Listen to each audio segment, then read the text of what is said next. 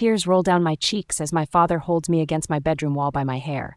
Striking my face, he splits my lip and bruises my eye after striking me again. I fall to the floor crying. "Please, Dad. Stop this. Stop hurting me." I beg. "You should have thought about that before you killed your mother," he shouts. "Please, Dad. You know it was an accident. I didn't mean for her to die." I plead. We stare at each other with cold consternation. "Please, Dad. Please forgive me." I beg. He looks at me with hatred in his eyes before his expression changes. He smirks. "Oh, Astrid, you're no daughter of mine. You never were. Your mother told me your real father was killed when she was pregnant with you. I loved your mother so much I was willing to pretend to be your father." "No, that's not true. Mum would never keep something like that from me." I yell while sobbing. "Your mother didn't want you to find out the truth until you were 18. She wanted you to live a normal life. She says once you're 18 you would find out your true identity." I didn't know what she really meant. I guess she was planning to tell you about your biological father, then you'll never find out who he is now. He cackles before kicking me in the ribs. I yell out in pain and hold my side. Locking my bedroom door behind him, he leaves me in my bedroom alone. Dragging my beaten figure across the cold, hard floor, I carefully lift myself up onto my quilted bed and lie on my side. With a sore right hand, I feel my broken ribs under my clothing and burst into tears. I don't know how long I lie there this way before crying myself to sleep. The next morning, I gingerly pull my work uniform on and quietly creep down the stairs. Dad is asleep, most likely passed out in a drunken stupor. I pull my hoodie over my head, walk out the front door, and head to work. I was going to school until my teachers saw the bruises on my arms and called Dad into the principal's office to question him. I begged my teachers not to contact him. They didn't believe me when I told them I'm clumsy and just fell down the stairs. I haven't been allowed to return to school since. I was forced to find a job as a kitchen hand and a waitress at a diner about a 30-minute walk from home. On my way to work, a black Mercedes moves conspicuously behind me. I have noticed this same car following me for a few months now. The driver is always watching me. I usually veer off away from the road when it approaches, choosing the longer route to work through the woods. I enjoy my job and my colleagues. My boss, Jim, is really lovely. He always knows something isn't right, but he never makes me talk about it. His offer to help is always there, in an unspoken, supportive, and noted manner. I walk straight into the kitchen and wash my hands to prep the salads and other food. After feeling very hot, I walk over to where I left my bag on a stool, discarding my hoodie onto it and unzipping my jumper to cool down. 20 minutes pass when Jim comes in to cook the first food orders for the day. A growl erupts. He sounds strangely like a wild animal. I look up at Jim, who isn't very happy. "Astrid, you know you can come to me for help, don't you? You don't have to go back home if you're not safe." "I have friends in a nearby town who could look after you," he offers. "Thank you, but I'm perfectly fine. I just fell down the stairs." "I'll be fine," I say, giving him a small smile. "You said the same thing last time, Astrid," he says. "What can I say? My house is old. The stairs are starting to rot," I say, bursting into tears and slamming my hands onto the prep table. Jim comes over to me, pulls me into his chest, and wraps his arms around me while I cry. "Let me help you, Astrid," he says. I stand back and shake my head. "You don't understand. I can't accept your help." "Why not?" he asks. "Dad won't let me go easy. He would rather me dead and would kill anyone who tries to help me. Plus, I deserve it," I say, wiping my tears from my face. "No one deserves to be beaten and abused," he says. "I am the reason my mother is dead. It's my fault she died, and this is my punishment. If it's upsetting you seeing a couple of bruises, perhaps I should find a job elsewhere," I yell. Walking back to the prep table, I pick up the knife and start slicing the lettuce. "I'm sorry. I didn't mean to upset you. I just don't like seeing humans treating our kind like this, even if you are a rogue," he frowns.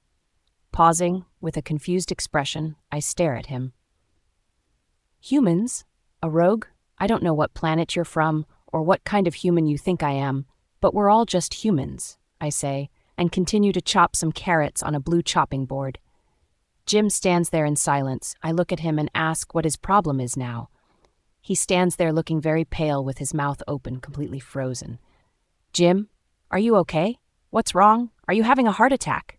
I ask, walking over to him, concerned. He blinks and goes to put his hand on my shoulder before I flinch and take a step back. I know Jim would never hurt me. I just don't like being touched by anyone. He frowns. I'm sorry. I didn't mean to frighten you, he says. I know you wouldn't hurt me. I'm just not used to the gentleness, I confess. Jim gives me a sad smile. Do you really not know what you are? He asks, on the verge of telling me something I sense I should already know. What I am. I don't understand the question. I am what we all are. Human, I say, giving him a weird look. Can't you even smell the difference? He asks me. I laugh. The only thing I smell around here is the food burning in the frying pan, I say with a chuckle. Shit! He runs to the stove to turn it off and removes the smoking frying pan. We remain silent in the kitchen for a while after that and focus on prepping and cooking orders. For what it's worth, Astrid, whatever happened to your mother, I'm sure she wouldn't want you blaming yourself for her death. I'm sure she would not want your father hurting you all these years because of it either. Stepfather? I correct him. Your stepfather? I thought? He says before I cut him off. Yes, I only found out myself last night. My real father died when my mother was pregnant with me, I explain. I'm so sorry. He looks downcast. I was sorry at first too, but I don't know now. Maybe it might be a good thing he isn't my real father, I say. Jim nods and smiles. Do you think you could work late tonight? I have important people coming from the next town for an important meeting. It would be great if I could join the meeting for a change, instead of serving the food and drinks, he explains. I'll have to ring Dad and ask, but if it means more booze money for him, I'm sure he will agree to it. My dad says I can work the extra few hours. All my money from work always goes into his account anyway. I don't get to see any of it, but I'd still rather be at work if it means not being near him. It's fine. He says I can work the few extra hours, I say. He gives me a wink and a smile. Good, he exhales with relief. A few hours later, I'm prepping food for the customers coming to the diner for their meeting. Is there anything I need to know about this meeting? I ask Jim.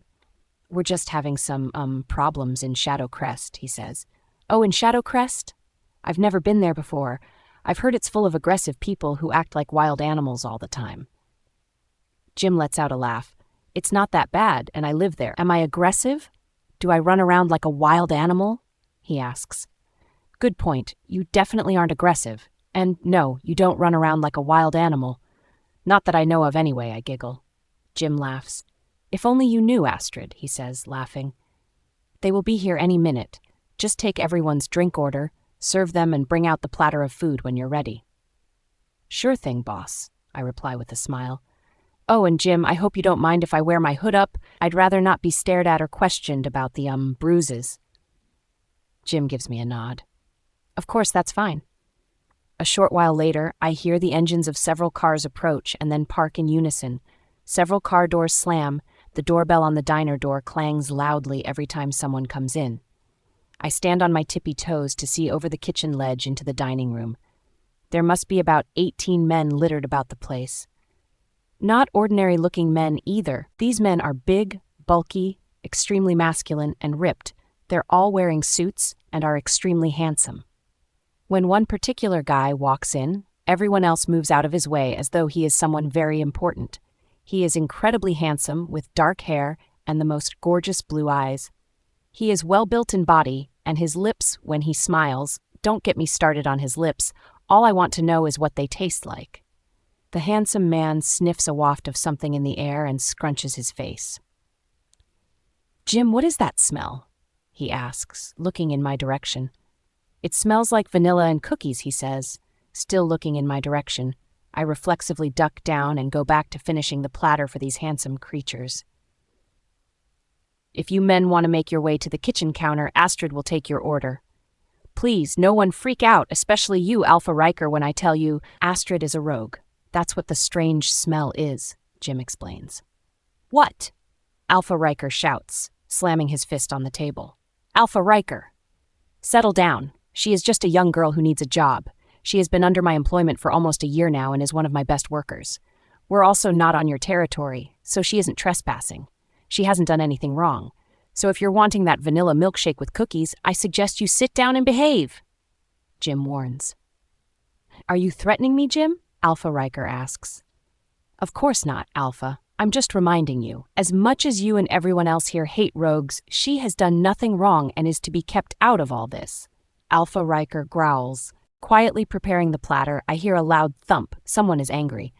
I'm just glad I'm in here and not out there with all that commotion. I pull my hood up to hide my bruised eye. I can't cover my split lip, so figure I'll just bite over my lip to hide it when needed. After approaching the counter, I ask the first man for his order. I avoid eye contact and keep my head down for all the orders. All these guys sound very grumpy and annoyed. Jim comes over to me. Alpha, Riker over there would like a vanilla milkshake with some cookies. I nod and write down the order. I have served everyone except for Riker. Lifting a big platter of biscuits and dips, I wince with the weight in one hand. My broken rib is under strain. Riker stares at me.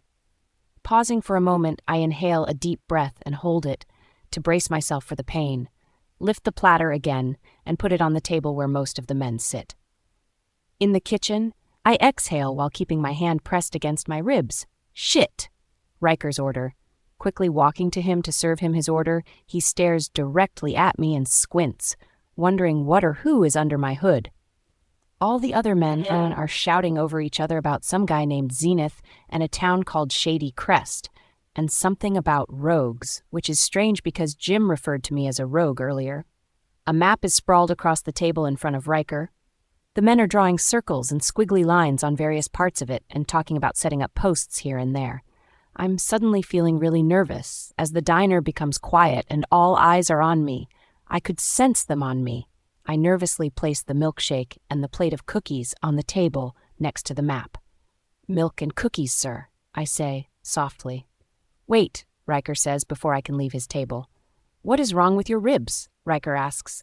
Nothing, sir, I reply, wondering how he knew I was in pain. You struggled to hold the platter. It's causing you pain, he observes. Why do you smell so strongly of vanilla and cookies? He asks. It might be the vanilla milk and the cookies, I say, turning in the direction of the kitchen. Remove your hood, rogue, he demands. I freeze. I look at Jim for help. Astrid, go and have your break, love. Ryker, I told you to leave her out of all this. I run to the kitchen and out the back door. She should smell like a rogue if she is a rogue. She smells like vanilla and cookies, Alpha Ryker declares. She literally just served you a milkshake and cookies, Jim explains. Alpha Ryker lets out a growl and glares at Jim. I could smell her before she served me. My wolf is extremely restless right now. I'm struggling to keep him back, Ryker explains, holding his chest. Everyone in the diner freezes, looks at each other and back at Alpha Ryker. What? Alpha Ryker yells. His beta wolf Seth stands up. Alpha, you don't seriously think she could be your mate, do you? Seth asks. Alpha Ryker laughs.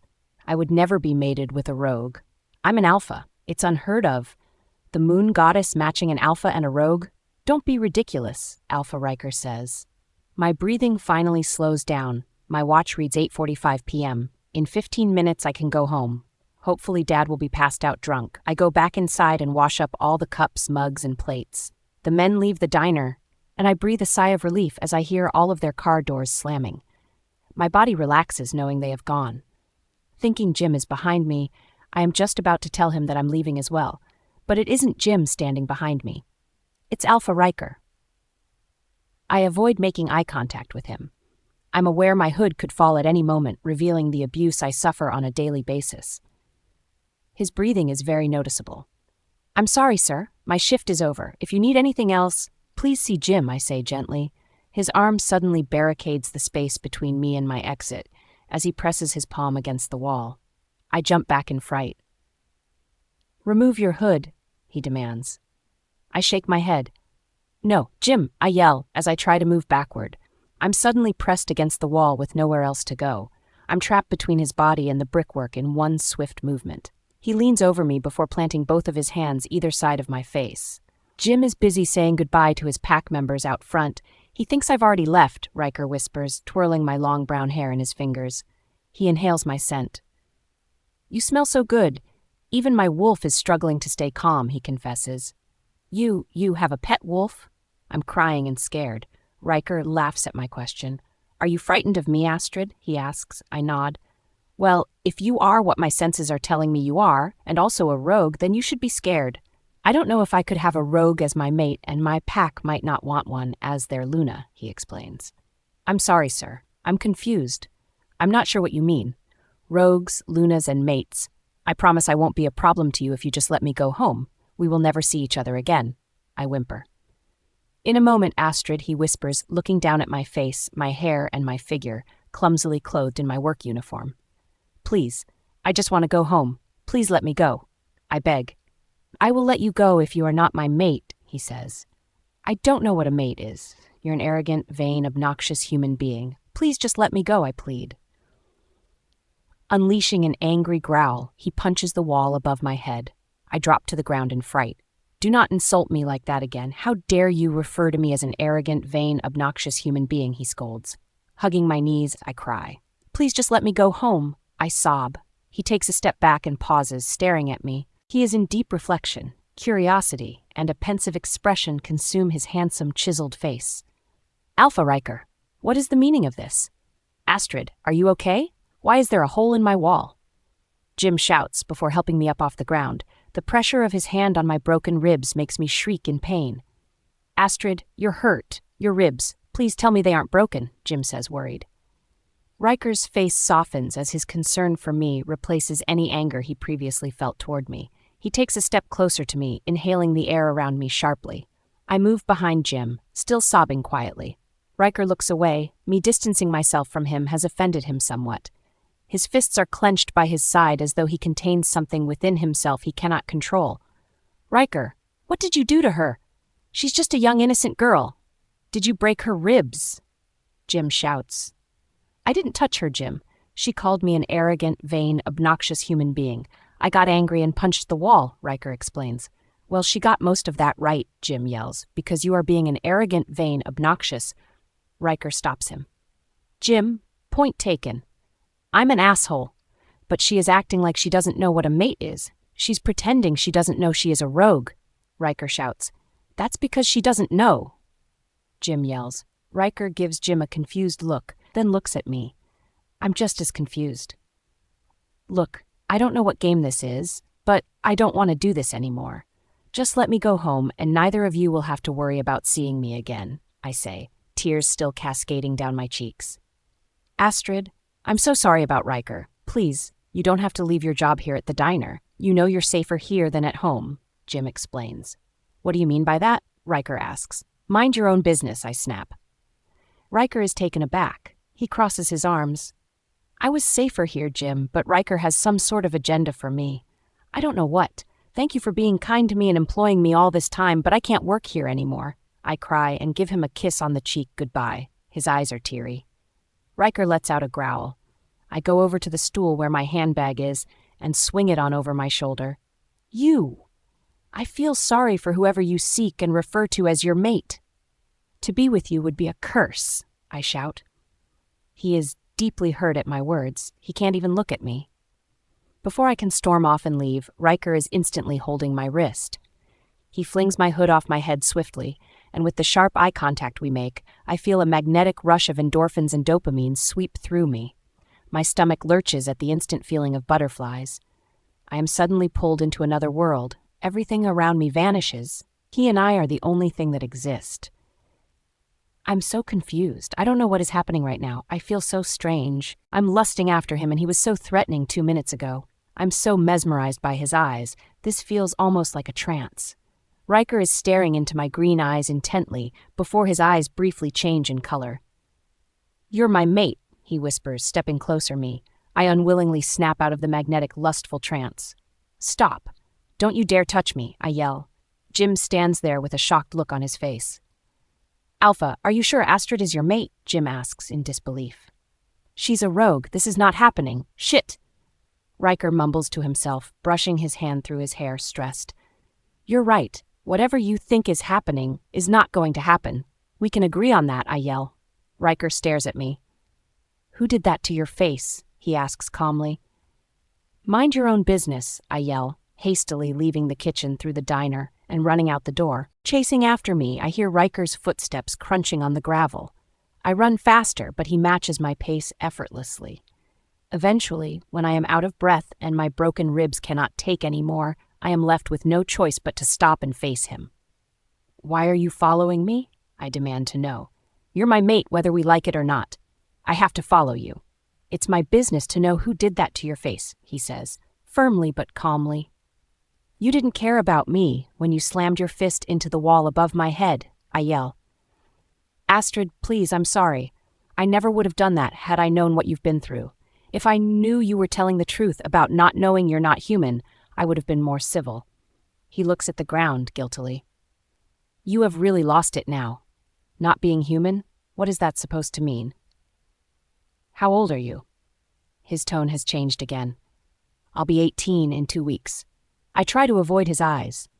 "You won't meet your wolf till then. I've had mine for 4 years. I'd like to show you exactly what I mean if you allow me to," he says, politely. My breathing is heavy. I'm trying to stay calm and avoid feeling more upset than I already am. "Are you okay?" He sounds genuinely concerned for my welfare. "I don't want a wolf for my birthday, and I definitely don't want to meet your pet wolf, or any wolf." I try to walk off, but the pain is too great. "You've met a werewolf before?" He is surprised. "A werewolf? What is wrong with you? There is no such thing as werewolves. I'm talking about wild wolves. When I was little, my mum and I saw a wolf in the woods. Something bad happened, and I've been afraid of wolves ever since. I can't go near pet dogs, let alone wolves. If you've got a pet wolf, we're absolutely incompatible." I try to walk past him again to no avail. "What happened with the wolf?" He is curious. "You're not very good at minding your own business, are you?" I scold. "Not when it involves my mate." His reply is quick. "You just said I'm a rogue, and you wouldn't have a rogue as a mate. So why do you keep referring to me as your mate when you don't even want me?" Riker steps closer to me, and it's impossible not to make eye contact with him. "You're so beautiful under all those bruises. All I want to do is lift you up in my arms and carry you home." He is heartfelt and genuine. "I want you to join my pack. You won't be a rogue anymore. We can be together." His tone has dropped an octave again. If I hear any more sincerity from him, I'm going to melt right into this footpath. He slowly reaches his hand out to take mine. I rescind away from him. "No," I say. "No?" He is surprised. "You're asking me to be your girlfriend when we only just met. Not only that, you were an absolute jerk to me earlier. You only want to be with me because you feel sorry for me. And you want me to join your cult? Pack, or whatever you call it, and talk nonsense about werewolves and fairies?" I yell. "That's not what I meant, and I never mentioned fairies. Come back to the diner with me and I'll explain everything to you. Everything you need to know about us, how it all works, and what to expect," he tries to persuade me. "We're werewolves?" I ask him. He stands there and nods.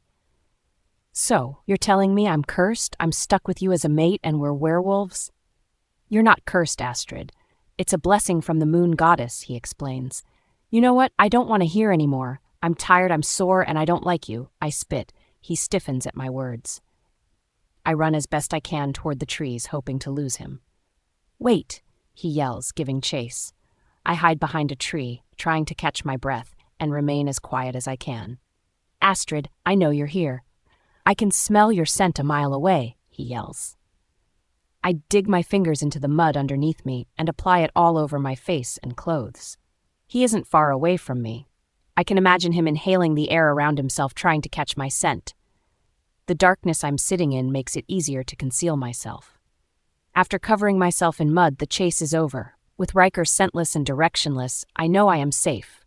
I pass the street the diner is in and make my way home. I'm an hour late and I pray Dad is passed out, drunk, or asleep. I open the front door slowly and cringe with every creaking noise.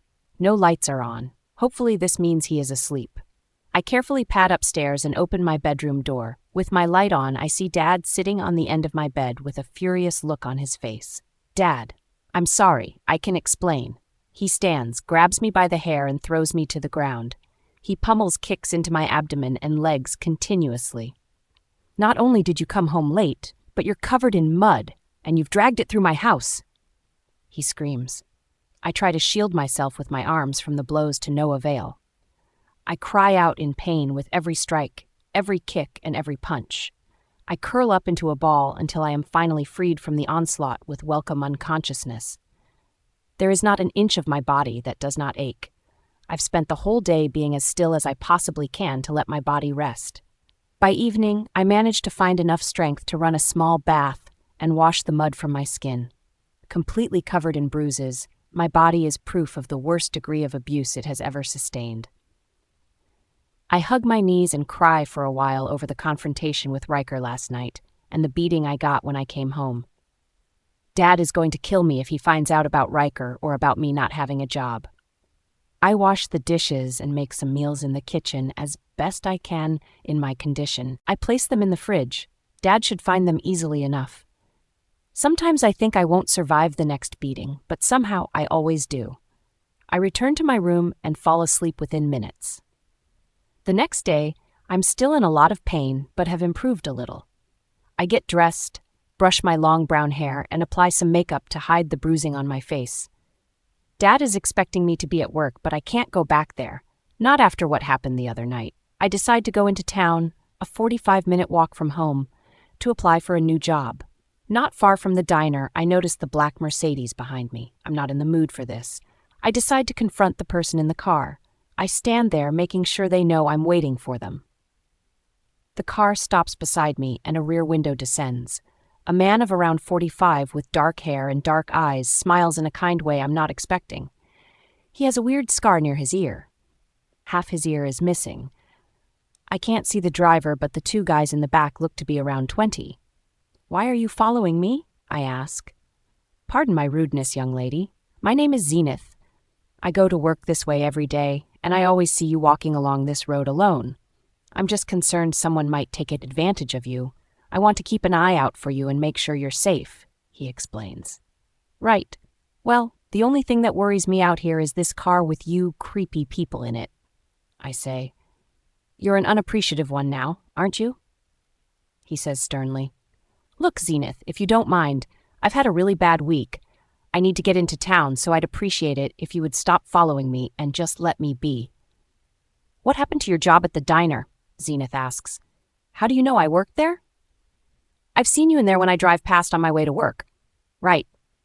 I turn to walk away. "Wait, take this." He hands me his business card. I take it, reading it, Zenith Creation CEO accompanied with a contact number. I look at Zenith confused. "If you need a job, give me a call," he says. "Thanks, but I'm sure I'll be fine," I say, handing the card back.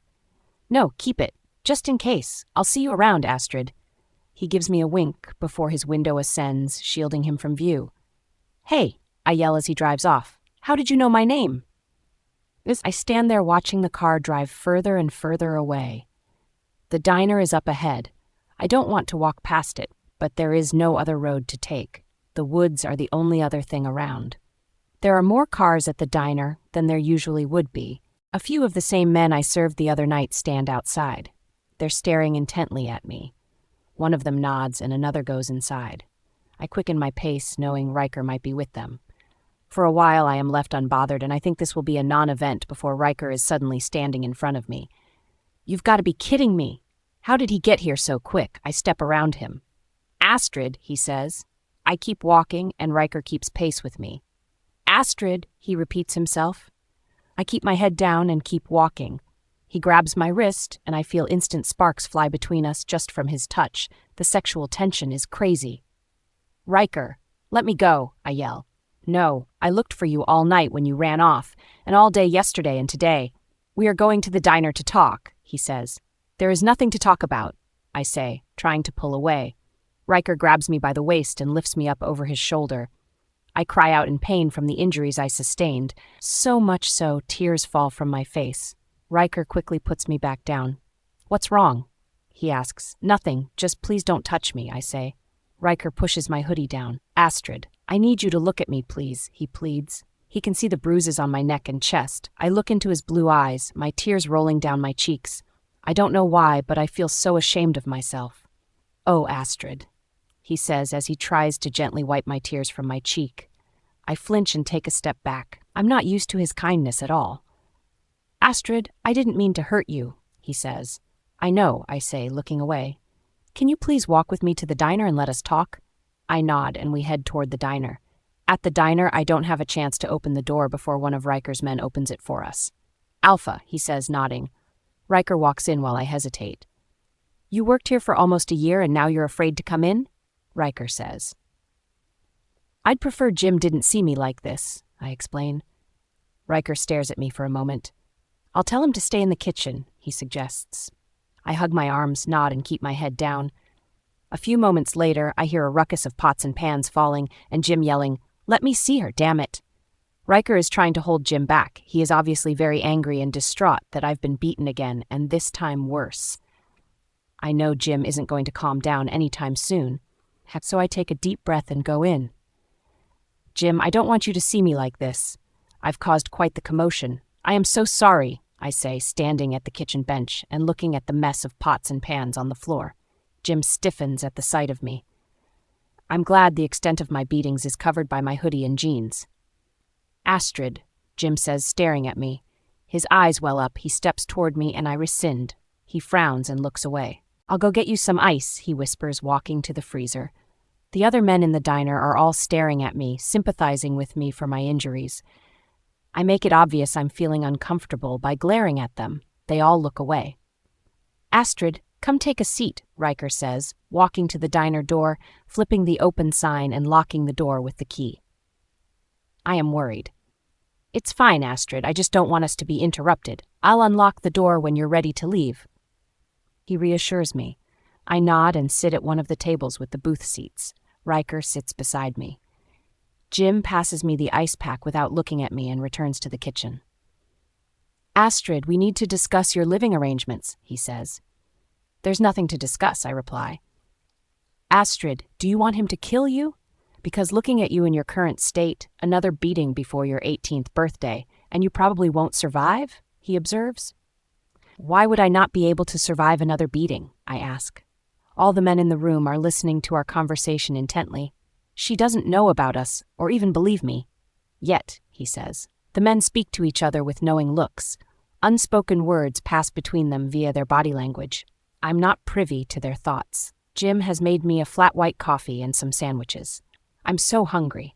I eat slowly and carefully. The pain in my jaw makes it almost impossible, hence why I haven't eaten in days. Astrid, I'm going to explain everything to you, and I know you won't believe me yet, but you need to know now so you know what to expect on your birthday. No matter what I say, try and stay calm. It's a lot to take in. The world you know is about to change, Ryker says, forming his words very carefully. Too sore and too tired to argue, I keep sipping my coffee and just listen. I live in what is called a pack. Every pack has an alpha and a Luna who are the leaders of the pack. If you're not in a pack, then you're what's known as a rogue. I raise my brow and tilt my head. So, because I'm not in a pack, I'm a rogue? I ask. Yes, that's correct. But being a rogue isn't a good thing. It makes you weaker. And you can't just go anywhere. You need permission to go onto a pack's territory. Otherwise, you could be punished by instant death by a pack member in that territory, he explains. That's not very nice, to kill someone for passing through, I say. Well, rogues are generally a threat and don't normally have good intentions for entering other territories. That's why, he explains. Okay. When you turn 18, something very special happens to us. Our inner wolf wakes. You will be able to hear your wolf in your mind. You'll also be able to heal very quickly, and you will be able to shift into your wolf for the first time that night. I laugh and look around to see everyone looking very serious. They're all serious about this. This is no lie. My attention turns to Jim. He places his hand over mine and gives it a gentle squeeze. Astrid, I know this sounds like some kind of fairy tale to you, but Alpha Ryker is telling you the truth, and you know I would never lie to you, Jim says in a serious tone. Pulling my hand away, I stand up. Ryker and Jim stand too. I look around the diner again at all the men with their serious expressions. I don't believe you, either of you, I say. Jim, would you like to do the honors and show her? Ryker asks. Jim nods and starts undressing. Disturbed that Jim is stripping his clothes off right in front of me, I close my eyes and turn away. Jim, what are you doing? I ask him. I hear sounds of undergarments ripping, muscles tearing and bones breaking. They're awful sounds. I'm enlivened again with the chemistry between Riker and I when he gently pulls my hands down from my face with his, forcing me to watch. After no time at all, Jim's face and body are no longer his, and he is covered in fur. He has quite literally morphed into a large brown wolf. I begin hyperventilating and go into shock from what I have witnessed. The wolf howls and walks toward me. My ongoing screams force it to stop in its tracks. Wolf, wolf, wolf. I throw random objects at Jim, anything I can get my hands on. The napkin holder, the salt, the pepper, the sugar, the ketchup, my empty mug, the jar of teaspoons from the table. I try to maintain a safe distance from him, but no distance is safe when you're stuck in a diner with a wolf. It's okay, Astrid. Take some deep breaths. I know this is a shock for you, but you need to breathe. It's just Jim. He isn't going to hurt you, Riker says. Bursting into tears, I sink to the ground in the corner and hold my knees while tears soak into the denim on my legs. Riker, please don't let it near me, I say. The large wolf backs away into the kitchen out of my sight, and Riker sits on the ground next to me. I told you I never wanted to see a wolf again. Why did you do that? Why do you want me reliving my mother's death? Why? I yell, before letting my head fall onto Riker's chest. He wraps his strong arms around me and holds me tightly. I'm instantly comforted by him and feel much calmer. His scent and his closeness console me. They feel very safe. I'm so sorry. I didn't know your mum died the day you saw the wolf. Please forgive me, he whispers into my hair as he runs his fingers through it. I'm furious with him, but I desire him just as much. His arms around me make me feel a comfort I thought I'd never feel. Fireworks explode throughout my body, pressed against his so closely. I don't ever want to leave his arms. It takes me a while, sitting in silence, to digest Jim shifting into a wolf and to recover from the flashbacks of my mum's death. Jim reappears in the dining room in his clothes, looking at me with a sad and heartbroken expression. I'm too scared to make eye contact with him or to even look at him. He keeps his distance. A whole hour passes, with the memory of my mother's death replaying over and over in my mind. Scenes from that day resound in my head, and poor Ryker has no idea what I'm reliving as he holds me closely. No one dares make a sound or move. The only noises I hear are the birds chirping outside and a few random intermittent knocks on the diner's glass door because the diner is closed. Everyone feels sorry for me. I fall asleep in Riker's arms. I look up to see Riker staring down into my eyes with sadness. There's more I need to explain to you, but it can wait till tomorrow, he says softly. I nod, then look at the clock. It's late. I should have been home ages ago. Pushing myself out of Riker's arms, I bolt for the door to leave, impatiently turning the handle clockwise and counterclockwise to no avail. Where's the key? I ask. Astrid, you're not going anywhere yet, and you sure as hell aren't going back to that house, Riker argues. You said you would unlock the door when I'm ready to leave. Please, you have to let me go. He will kill me if I'm late home, I explain, trying to force the door open. Astrid, I won't let him lay a finger on you again. Do you hear me? Riker says sternly. He will hunt me down, Riker. He will kill me if I don't go home. He will come looking for me here, I argue. Good, let him come. Because it's the last time he will ever see you, Riker says. What are you going to do to him? You can't kill him, I say. Why not? If I kill him now, you will never have to fear him again.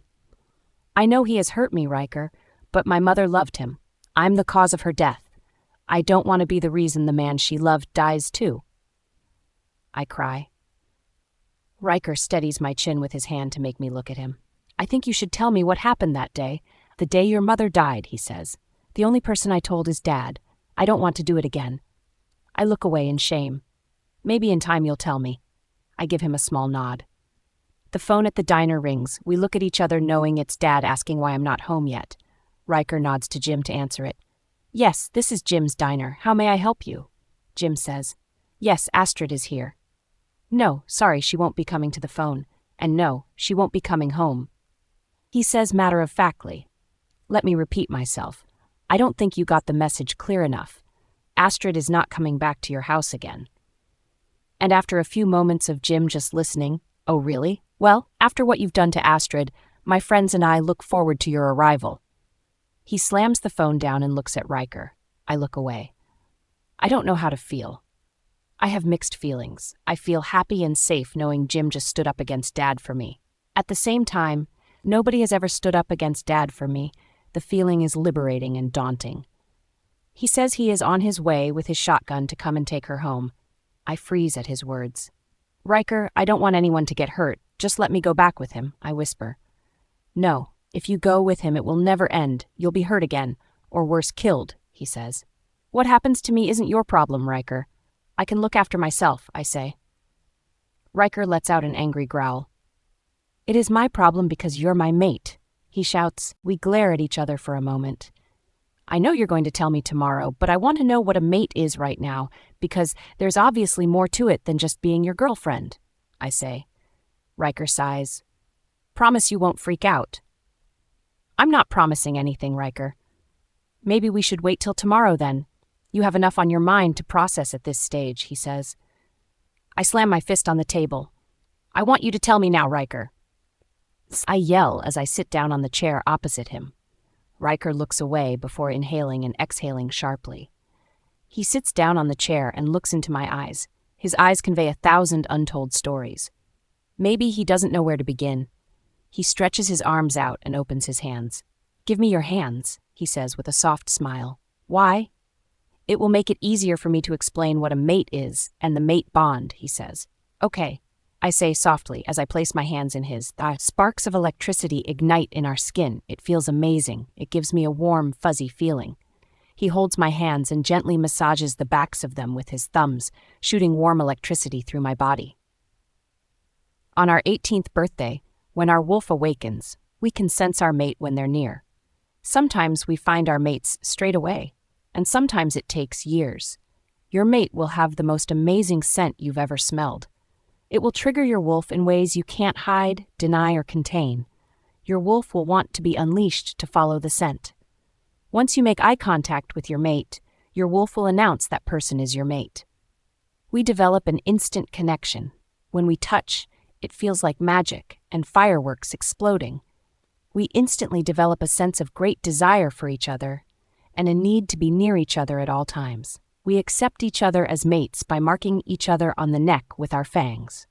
In other words, we bite each other, leaving our marks to show others that we are mated. The bond intensifies. We are able to feel each other's emotions and are able to sense each other at all times. Your mate is your life partner, your soulmate, the one you will spend the rest of your life with and have pups with. It's recommended to consummate the mateship as soon as possible to avoid attracting all the unmated males in the area who will want to mate with you. Oh, and lastly, I'm the alpha, and you're my mate, so that makes you the Luna of the pack. Riker finishes. My reaction unsettles him. I feel like a stunned deer in headlights. My mouth is agape, and I'm staring straight at him. My mind goes into shock, registering all this new information. Very slowly, I stand, inhaling and exhaling. I look at the back door through the kitchen. I'm as calm and as quiet as a mouse. Astrid? He starts. I raise my index finger for him to be quiet. This is met with his confusion and a raised brow. All eyes are on me as I calmly walk toward the kitchen. I run like the wind as soon as I get to the back door. He wants to bite me, have sex with me, make me carry his babies, be his Luna, and stay with him forever. I only met him 2 days ago. This is not happening. They have all gone crazy. Or is it me going crazy? I don't even know anymore. If he thinks I'm going to go back home with him to be his lifelong mistress, he has another thing coming. All these thoughts and questions envelop my mind as the pack chase after me. I run as fast as I can through the trees in the woods. I don't get very far before I'm grabbed and pushed onto the ground by Riker's very quick arms. He is as gentle as possible, but I'm in a lot of pain from the beatings. Riker lets out a small growl. Why did you do that? Why did you run from me? He asks. If you think for 1 second, I'm going back home with you to be your lifelong mistress and let you bite me and carry your pups, maybe I'm better off back home with my dad, I say. Riker flinches at my words. It's not like that at all. When you turn 18, you'll understand it better, he explains. Get off me, I yell. I'm pinned to the ground on my back, and his face and his breath are inches from mine. Our breath is misty in the cool night air. Will you run if I get off you? He asks. Probably. I mumble. He lets out another low growl. The sound of a shotgun goes off in the direction of the diner. Ryker stands and takes my hand to pull me up. Our skin-on-skin contact is magical. I don't ever want to let go of his hand. I'm scared of what is about to unfold as we run back to the diner holding hands. My dad is sitting on the bonnet of his car with his shotgun pointed at some of the pack members outside. He watches me step out from the concealment of the woods, his holding Riker's hand. I always knew you'd turn out to be a slut, but you have surprised me. How many men here are waiting their turn? 14? 15? He spits. Ryker lets out a growl. Astrid, you need to train your pet dog to behave, otherwise I'll have to put him down, like the bad dog he is for touching my daughter. A warning shot is fired toward Riker's feet, purposely missing them but warning him nonetheless. I jump at the gunshot. Ryker doesn't flinch. He maintains a steady resolve and holds my hand tighter. He glares at my father. The only one around here who needs to keep their hands off Astrid is you. I'm going to rip you to pieces, Ryker yells, letting go of my hand and tackling my father to the ground. I try to grab his arms, but I'm useless. The scuffling is too unpredictable and quick for me to make any difference. No, please, Ryker. You can't kill him. Please. I plead, my eyes well with tears. Ryker lets out a growl. I won't kill him. I'll just hurt him badly like he hurt you. Ryker throws himself at my father. The shotgun goes off. No, I yell. I go to help Ryker on the ground. Astrid, no. Stay back. Our pack will help him, Jim says, holding me back. He's been shot, Jim. I need to see if he's okay. I try to struggle out of Jim's hold, but it's no use. He is too strong. My dad is laughing. Ryker is still on the ground, and Dad thinks he is dead. Ryker begins moving, stands, and throws himself at Dad. Bang! Another shot resounds in the night air. Ryker runs and tackles him off the bonnet onto the ground. Ryker snaps the shotgun in half, tosses it aside, and commences a succession of punches on Dad's face. I can see the blood escaping each time he hits him. Dad swings back at Ryker, but only a couple of attempts make contact. Dad tries to stand, but is very unsteady. He falls over. Seth holds Dad up with his arms pinned behind his back while Ryker punches him in the torso. Dad looks at me and grins, while blood trickles from his mouth and nose. I can see gaps in his teeth where Ryker has knocked a few out. Ryker breaks Dad's ribs and beats him to near death. My dad stares at me with a sick look on his face, taking every hit like they're not affecting him before speaking. This isn't the last time you'll see me, Astrid. You're the reason your mother is dead. I'll make you pay for killing her. Sick with emotion, I drop to the ground on my knees, unable to keep myself up. Dad laughs. With one look of sympathy from me, from Ryker, he knocks him out cold. Seth drops him, and he falls to the ground. Ryker is swaying. He is weak from all the fighting. He is drenched in sweat and blood. Is it his blood? He falls to his knees. I tried my best not to kill him, he says deliriously. Ryker? I yell. I rip his shirt open to find a bullet wound near his heart. I hold my hands over the wound, putting pressure on it. My hands are covered in his blood. Jim, Seth, and the others gather around Ryker, shouting, Alpha! And can you hear me? And quickly, carry him into the diner. We have light there, and we can see what needs to be done. I remove my hands from Riker's chest while a few of the pack members lift him up and carry him into the diner. Seth pushes the condiments off one of the tables, clearing it, and the others place Ryker on the table. There is blood everywhere. I'm shaking with shock. He's going to be okay, isn't he? I ask, distressed. Everyone turns and looks at me. We will try our best to save him, Luna. We need to remove the bullet so he can heal, Seth explains. Jim runs back to the table and gives Seth a knife, towels, and other tools. Astrid, maybe it's best you don't watch. I can sit with you over here, Jim offers. Not wanting to leave Riker's side, I hesitantly sit with Jim away from him. Jim puts his arm over my shoulder, pulling me into him. I'm shaking from all the trauma and sobbing. Luna, we removed the bullet. He should have started healing by now, but nothing is happening. Seth says, turning away as his eyes well up. No, he can't die, Seth. I can't have someone die again because of me, I say. Pushing past Seth, I run to Ryker. The pack members move like I'm someone important. They give me some time with him. I lay my head on his chest and burst into tears. Ryker, please, I'm sorry. Please don't die. I'm sorry. It's all my fault. Please wake up. His breathing is faint. I sit up and put my hands over his wound. Please, Ryker, I cry. I promise I'll come home with you if you wake up. Placing my arms around Riker, I return my head to his chest and cry. After a moment, warmth flows through my body. Astrid, none of this is your fault, Riker whispers as he caresses my back. Riker, I say, sitting up to look at him. The pack members race over to see Riker waking up. I run my finger over the healed wound, now a scar. Riker's eyes go completely black for a moment. It's healed, I announce. Riker holds my hand and brings it to his lips, giving me a kiss that sends a hot shiver down my spine. It's because of you, Astrid, and our mate bond. If you weren't here, I probably would have died, he smiles. If I wasn't here, you wouldn't have been shot in the first place, I say, tears still streaming down my face. Riker pulls me into his chest, wraps his arms gently around me. Nuzzling his face into my neck, he sweetly whispers, "It's going to take more than a bullet to take me away from you." I want to melt into the floor at his words. I lean my forehead affectionately against his. Suddenly, I realize what I'm doing and push myself away from him, blushing. Riker lets out a small chuckle. "That is the mate bond," he explains, smiling. I cross my arms and glare at him. Everyone laughs. "You two definitely make an interesting, cute couple," Seth laughs. "We aren't a couple," I say. Riker is more dismayed than he should be. It's really awkward and quiet after that. Seth follows me out the front door, but I'm not planning on running. Walking over to where Dad lies unconscious, I take in his blood-stained body. He is breathing, but definitely not going to be waking up anytime soon. Seth and I walk over to some grass and lie down to look up at the stars and the moon. Riker has a glum look on his face, and the diner is probably full of chatter about what I said.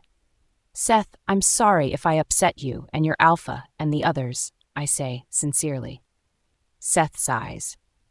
"We need to remember, this is all very new to you, Luna. You haven't turned 18 yet. I think once you've settled into Shadow Crest and adjust to the way we werewolves live, everything will settle down for you." "This isn't the life I wanted. This isn't what I thought it would be, Seth."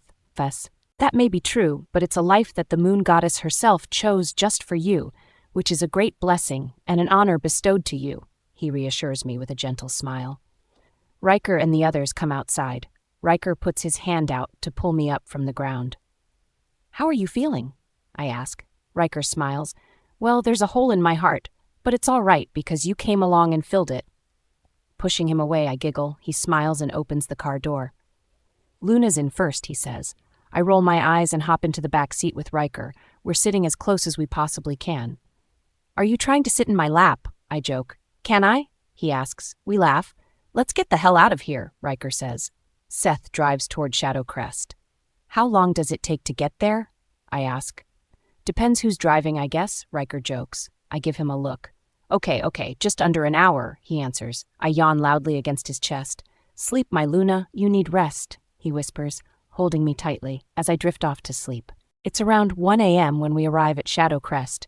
I wake up to Riker carrying me in his arms. It's dark and quiet. "Riker, I can walk, you know?" "I know, but I want to carry you," he says with a grin. "Put me down, Riker." He gently puts me down. We are at the front entrance of a mansion. It's 3 stories high. Facing the front door, a big white staircase ascends to the 2nd floor. The balconies on the 2nd and 3rd floors are to die for, and I really love the white French doors and windows. The house is bordered in manicured green hedges, and flowers grace the garden sweetly. A big water fountain sculpted in the shape of 2 wolves is a serious outdoor focal point. "This is where we live. This is the pack house," Riker says proudly. "It's really big house for just 2 people," I say. "Oh, actually, a bunch of us live in this house." Riker scratches the back of his head nervously. "You never said I'd be living in a house with a bunch of werewolves," I say.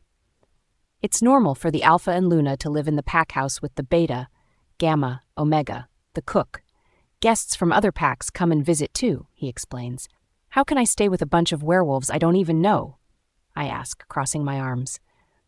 "Astrid, no one here is going to harm you. In fact, you being here will bring a lot of excitement to Shadow Crest. I know it's a big adjustment, but please give it a few days and we will talk about it if you're still uncomfortable," Riker says. Sighing, I say, "Okay, fine." Riker opens the front door.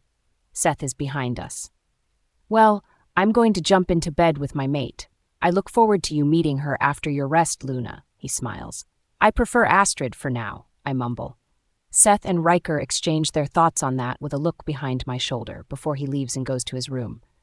Come, our room is on the top floor, Ryker says as I follow him upstairs. Wait, our room? Don't I get my own room for now? Ryker pauses, and after a moment in thought, he nods. Your room for now will be the room beside mine. Okay, I nod. We make our way to the top floor. This place is huge. There are so many rooms and hallways. This is where I sleep, Ryker says, opening a large door. It's a very large room with a king-sized bed and walk-in wardrobes either side. The windows are the largest I've ever seen in a house. I look forward to seeing what the view during daylight is like. Ryker motions for me to go to follow him into the room beside his. This room is your room. You have a walk-in wardrobe, a bathroom, king-sized bed, balcony, and in the corner here, a nice comfy couch, he says. It's a beautiful room, only slightly smaller than his. Make yourself comfortable. Make this your home. When you wake up, there will be fresh towels in the bathroom, and I'll ask Seth to see if his mate, Mia, can loan you something to wear. When you're ready for breakfast, wait for me so we can go down together.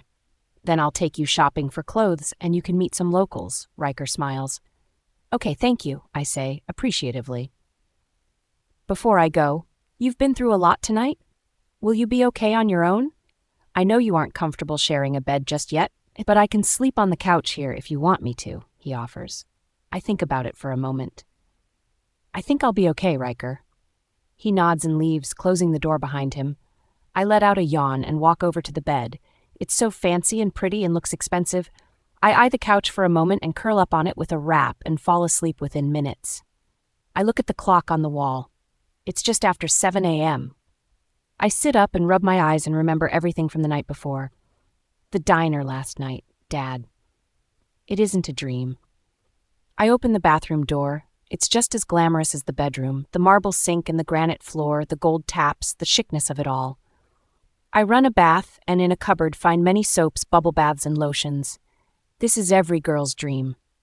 Taking one of the bubble baths, I squirt it into the bath water and place a body wash and shampoo on the side of the bathtub. I remove my dirty hoodie and jeans. I'm just about to discard my bra when there's a knock at the door. Who is it? I ask. Hello, Luna. It's me. Mia. Alpha Ryker said you need something to wear. I brought you one of my dresses. It's going to be warm today, she says loudly and excitedly. Okay, let me unlock the door. I open the door to see a very sweet-faced, blue-eyed girl with brown, shoulder-length hair around my height, and only a little older than me, I'm guessing no older than 19. Her face lights up with the biggest smile before it changes into a look of horror. Luna, what happened to you? There are bruises everywhere, she says, dropping the dress and covering her mouth with her hands in shock. I look down at all the bruising and swelling in my black underwear and bra. Ashamed, I hug myself and look away. Mia, just leave the dress and go, please, I say. But Luna, she says before I shut the door and lean against it so nobody can enter. I cry. Just leave the dress there and go, Mia, I say, trying not to let her hear me cry. The bath is about to overflow. I run to it and quickly turn the taps off. I remove my bra and underwear. I lower myself into the water. My whole body stings. I rub the body wash all down my arms and legs and shampoo my long brown wavy hair. After the bath, I dry myself off. I find a neatly folded, that's maroon-colored dress with a bra, some underwear, and slip-on shoes. The short-sleeved dress sits just above my knee, hiding some bruises. The sweetheart neckline unfortunately doesn't hide much. I find a brush behind the mirrored door and eye my reflection. My green eyes, small nose, and pink lips. The bruising around my eye has gone down a lot, thankfully. I apply a small bit of foundation I find to hide what remains of the bruising. Ryker and Seth are talking just outside my room. You know this isn't going to go down well with Alice, Seth says. I know, but I have my mate now, so things have changed. I open the door. They go silent and smile at me. Luna, that dress is very flattering on you, Seth smiles. Thank you, I smile. Ryker walks over to me. You look beautiful, Astrid, Ryker says. His face lights up with a big smile. I'm so hungry, I announce. Well, you're about to meet Alice downstairs. She's the cook, Ryker says. Ryker insists on holding my hand down the stairs in case I fall. I know it's just because he just wants to be close to me and enjoys our closeness just as much as I do. We enter the dining room. A plate smashes to the ground. "What is the meaning of this?" the older lady asks, staring at our hands. Everyone stands at the table as we walk in. "Alice," Mia says, "the special guest I was telling you about is actually our Luna. Can you believe Ryker finally found his mate?" Mia says in a bubbly and chirpy tone. Alice looks at me and glares. "Now that you've met Astrid, your Luna, you can now finish serving breakfast," Ryker says, smiling at me. Alice huffs off back to the kitchen. What's her problem? Taking my seat at the table, Ryker sits next to me. Seth sits beside Mia and kisses her forehead. "Astrid, you already know Seth and Mia. This is Gamma Kane and his mate, Haley." "It's a pleasure to finally meet you," Haley says. "Luna," Kane says, bowing gentlemanly. "Nice to meet you." "Is Alice always this grumpy?" I ask. Everyone laughs. "Actually, yeah, she can be a bit full-on at times, but just ignore her." Haley smiles. "Oh, okay," I reply. Alice comes out from the kitchen carrying a stack of pancakes while glaring at Ryker and plonks them down onto the table. Ryker follows her into the kitchen. "Excuse me, Astrid, I need to get myself some water."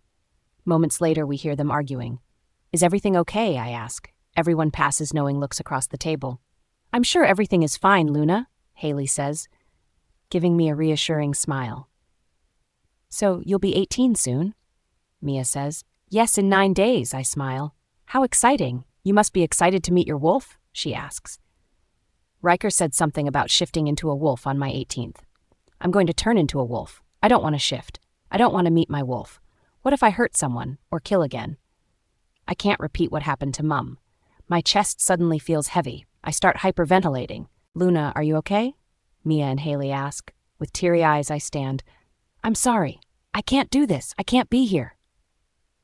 I run out of the dining room and down the hall until I find the front door. I run down the street and just keep running with no idea where I'm heading. It's a beautiful town with lush trees all around and plenty of parks. I see a shopping strip up ahead and some cute cafes and some clothing stores. There are plenty of people around who are most likely werewolves. I feel a lot of unwelcome eyes on me. I spot a watchtower and go there. After climbing hundreds of steps, I take in the view. Crest sure is beautiful. A dense, green forest surrounds the town for miles around. There is no way of telling which way is which. I sit down defeated and dangle my legs over the ledge, resting my head on the rail. What am I going to do? Turning into a werewolf scares me, but I can't run from that. It's going to happen no matter where I go. I reflect on last night, Ryker being shot, the way he protected me from my father, and how my heart ached at the thought of almost losing him. Suddenly, I feel a presence behind me. Ryker lets out a heavy sigh and sits down next to me, dangling his legs over the ledge. "Ryker, I'm sorry I ran off. I just panicked and didn't know what to do," I explain. "Do you want to talk about it?" "Mia mentioned what she said," he says. "How am I supposed to come to terms with shifting into a wolf, shifting into something I've greatly feared since I was 7 years old? I don't want to meet my wolf, Ryker. I don't want to shift," I cry. Ryker puts his arm around me and pulls me close. His nose is nuzzling my neck and sending tingles through my body. "Astrid, I want to help you conquer your fears. I will be with you on your first shift. I will help you transition through it. I won't lie. The first time is the worst, but it gets easier. I promise to help you through it," he says, tucking my hair behind my ear. I nod and rest my head on his shoulder, silently taking in the view of Crest. "If you're ready, we can go to the shopping strip over there. I'd like you to meet some people." "Okay, let's go," I smile. "Let's try Medley's clothing store," Ryker says. He opens the door and a bell jingles. "Welcome to Medley's. How can I help you?" "Oh, Alpha Ryker," the sales assistant says, bowing her head. "What an honor to have you in my store. It's been a while," she says, giving him a platonic, friendly wink. "And who do we have here this time?" She smiles while looking me up and down. "This time?" I ask Ryker. "Astrid, I'd like you to meet Medley. She is the owner here and will help you with some outfits," he says, smiling.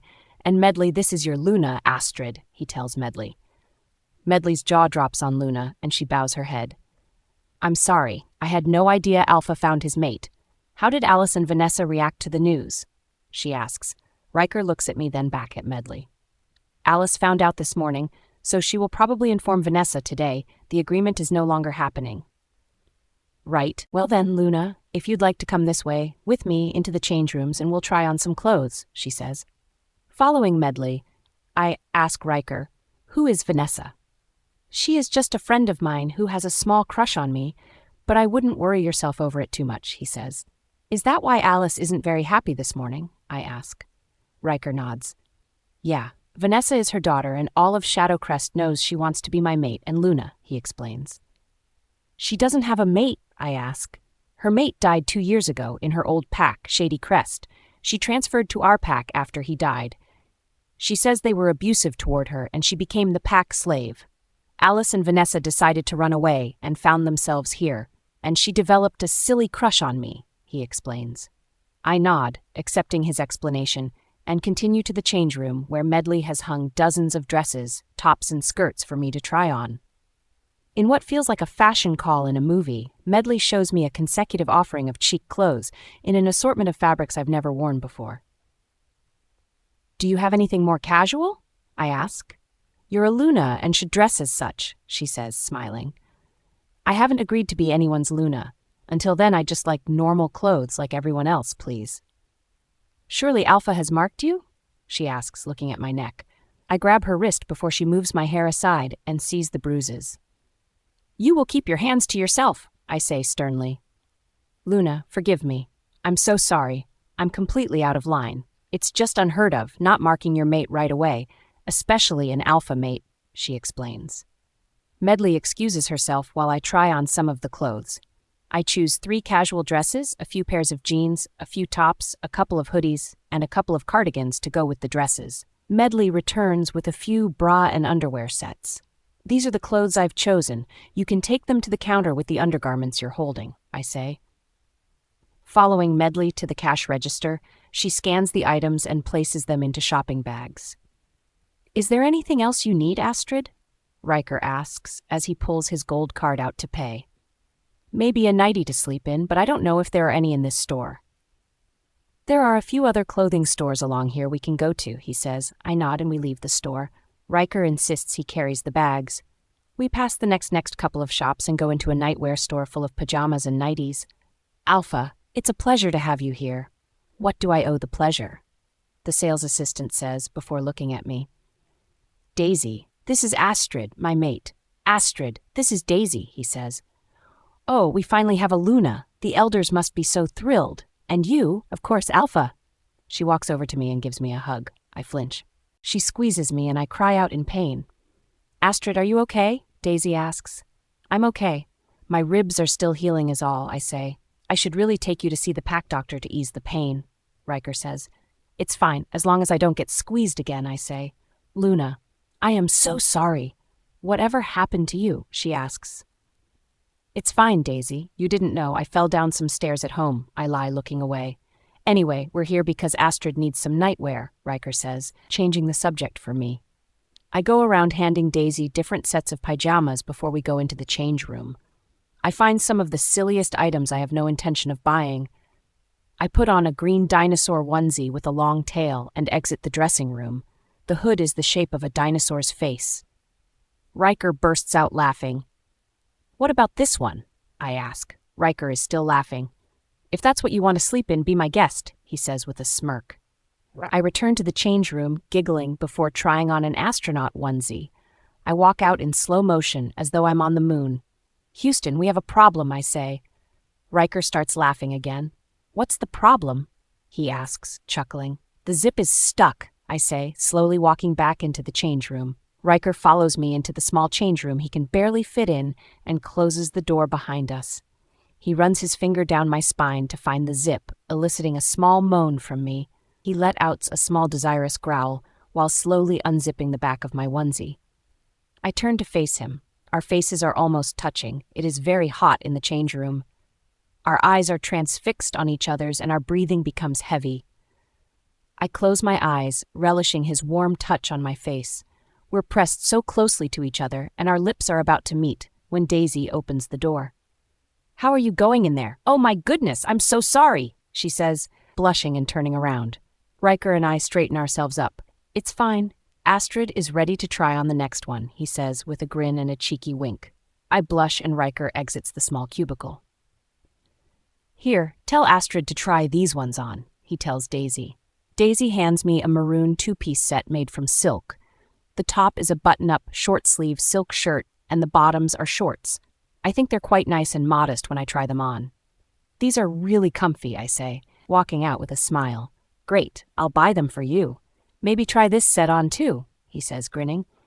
I turn before getting changed. Ryker and Daisy are giggling. Is there something wrong? Daisy blushes and looks away.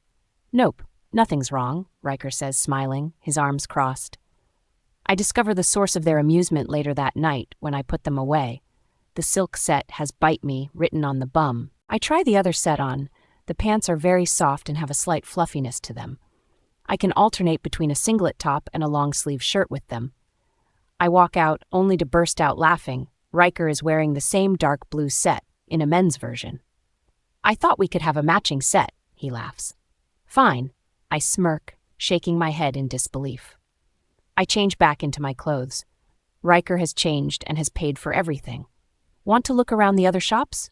Ryker asks. No, I think we're good to go now. Okay, let's go. We get back to the pack house in 10 minutes. No one else seems to be around, so we go upstairs to sort my new clothes out. Ryker lies on his back with his eyes closed. I lean on the bedpost, admiring his handsome face for a few moments before lying beside him. Astrid? Ryker spoke. I'd like you to meet my wolf tonight. I want to remove your fear of us. He turns his head to look at me. I turn on my side. Okay, but I only want to meet yours for now, I reply. Okay, he kisses me on the forehead. We decide to watch some movies downstairs. Can we make some popcorn first? I ask. Sure, I'll make it while you pick a movie. I flick through the list. There are so many to choose from that I can't decide. I close my eyes and press play on a random movie. Ryker sits closely beside me, holding a large bowl of salty, buttery popcorn. What are we watching? He asks. I'm not sure. I couldn't decide, so I closed my eyes and picked a random movie. That's cute, he smiles. I giggle. The movie starts, and it turns out to be a scary horror film. Halfway through it, I have my face in Riker's shoulder, too frightened to watch the spooky parts anymore. You can hold my hand if you're scared, he says. I laugh. You wish. I laugh. I do wish, he says, grinning. I smile back at his confidence and jump in fright when the monster appears on the screen, out of nowhere, capturing and killing the human who tried to get away. Aw, baby. Did the monster scare you? Ryker asks as he swings my legs over his to cuddle me like a baby. I swat him, laughing, and lay my head on his chest. Shh, I can't hear the movie, I whisper. Ryker laughs. Watching the movie in Riker's arms, I don't feel so afraid anymore. Seth, Mia, Kane, and Haley arrive home just before the credits. They smile when they see me in Riker's lap. When the movie finishes, I get up and go over to the others. I'm really sorry about running away this morning, guys. I didn't mean to upset anyone. It's fine, Luna. We didn't realize how new you are to all this. Seth filled us in. We felt so bad for upsetting you, Mia says. We exchange little smiles and I a hug with Mia. Ryker and I are going to watch another movie. You should join us, I tell them. Sure, Haley says. Yep, sounds good, Mia says. The boys follow suit, making themselves comfortable. Ryker smiles and pats his lap. He is happy we're watching another movie, so I snuggle into him. I can't refuse the offer if I try. His strong arms and masculine chest are a very comfortable place to be. The girls can't decide on a movie, so I take the remote from Mia, before pressing play on something random again. Of course, it's another horror film to all the boys' delight. We girls are definitely not great with horror films. We keep screaming, jumping, and flinching. Having our mates holding us closely makes it all worth it. After the movie, right on dinner time, Alice still has a scowl on her face and tries to avoid me as much as she can. Ryker takes my hand and leads me outside, where we wander through the garden in the dark. Sit here and close your eyes for me, he says. I sit down with my legs crossed and my eyes closed. What are you doing? I ask. I'm going to change into my wolf form. You can keep your eyes closed while you pat me, okay? Suddenly, I'm nervous, but trusting him, I nod and keep my eyes closed. A moment later, Ryker, in his wolf form, nuzzles his fury face into my hands affectionately. My hands are shaking, tears roll down my cheeks. Flashbacks of my mother dying keep appearing in my mind. He whimpers to assure me it's okay. I'm too scared to open my eyes, but his fur is so soft. I cautiously raise my hand and place it on his soft, felt-like face. He is panting happily like a dog, and his tail dusts the ground in excitement. I let the fur glide between my fingers. I have both hands on the sides of his face. He steps closer and rubs his wet nose on my cheek. I giggle. It tickles, I laugh. I put my arms around his neck, and he rests his head on my shoulder. I rub my face in his fur. It's so soft and warm. I think I'll try and open my eyes. I want to see what you look like, I say. He sits down in front of me, waiting obediently. I slowly open my eyes, letting the moonlight adjust my eyesight. Exhaling in awe, he is the most impressive wolf I have ever seen. His coat is long black and sleek. It shines and glistens in the moonlight. There is a sense of greatness and power coming from him. His four-pawed stance is one of pride. He nudges my face with his muzzle. I hold his face close to mine, enjoying the warmth and the connection. "Thank you, Riker," I say, a tear rolling down my cheek. He whimpers and licks my cheek. "Riker, that's so gross." I laugh and push him back. I stand and run, and he happily chases me. Laughing as I run through the trees, my long dark brown hair blows in the wind behind me. I zigzag through the trees with Riker, and his tail wags like a puppy's. After a while, I sit down to catch my breath. He nudges my shoulder and gives my cheek another lick. I giggle and push him away with my hand. Riker motions to his back. "You want me to hop on your back?" I ask. He nods. He has to lie down so I can climb onto his back because he is so tall. Once I'm on his back, I grip onto his fur and he runs further into the woods. He runs at great speed. Adrenaline courses through my body. The breeze whips past my face and I can't help but smile. The feeling is exhilarating. I hold my arms out and bask in the wind rushing past us. Something out of the corner of my eye catches my attention and races toward us. "Riker, there's something." Before I can finish my sentence, I'm knocked down from Riker's back with great force into a tree. I roll to the ground. Growling and teeth-baring ensue in a fight. I look up from where I lie to see a scruffy, small brown wolf with a gray patch snapping at Riker. I try to stand, but everything is spinning. I remain where I am against the trunk of the tree. Riker and the other wolf encircle each other, snapping and growling in a sort of standoff. After demanding they both shift, with alpha telepathy, Riker and the female wolf shift into human form. With his back to me, he is completely naked. As is she. She is very pretty and has long blonde hair, brown eyes, a good-sized bust, and a curvy, toned figure. Letting out a growl, I glare. She glares back at me and crosses her arms. Did I just growl like a wolf? "Vanessa, you just hurt your Luna," Riker yells. "I am meant to be your Luna." She snaps. "Vanessa, we will discuss this another time. I need to see if Astrid is okay," he says as he walks over to me. With blurry vision, I realize I must have bumped my head on the tree trunk when I was thrown. Riker grabs my arms to pull me up. With a hand on my cheek, he asks, "Are you okay?" "I think I hit my head. Everything is spinning," I say, rubbing my head with one hand and leaning onto Riker with the other. Vanessa marches toward us. "Don't you walk away from me, Riker," she yells. "Go home, Vanessa. We will discuss this tomorrow," he yells back. "I love you, Riker. I know you love me too. The arrangements have already been made. I'm your mate and Luna," she yells. Gasping at her words, I look up at Riker. "Is this true, Riker?" I ask, praying that it isn't.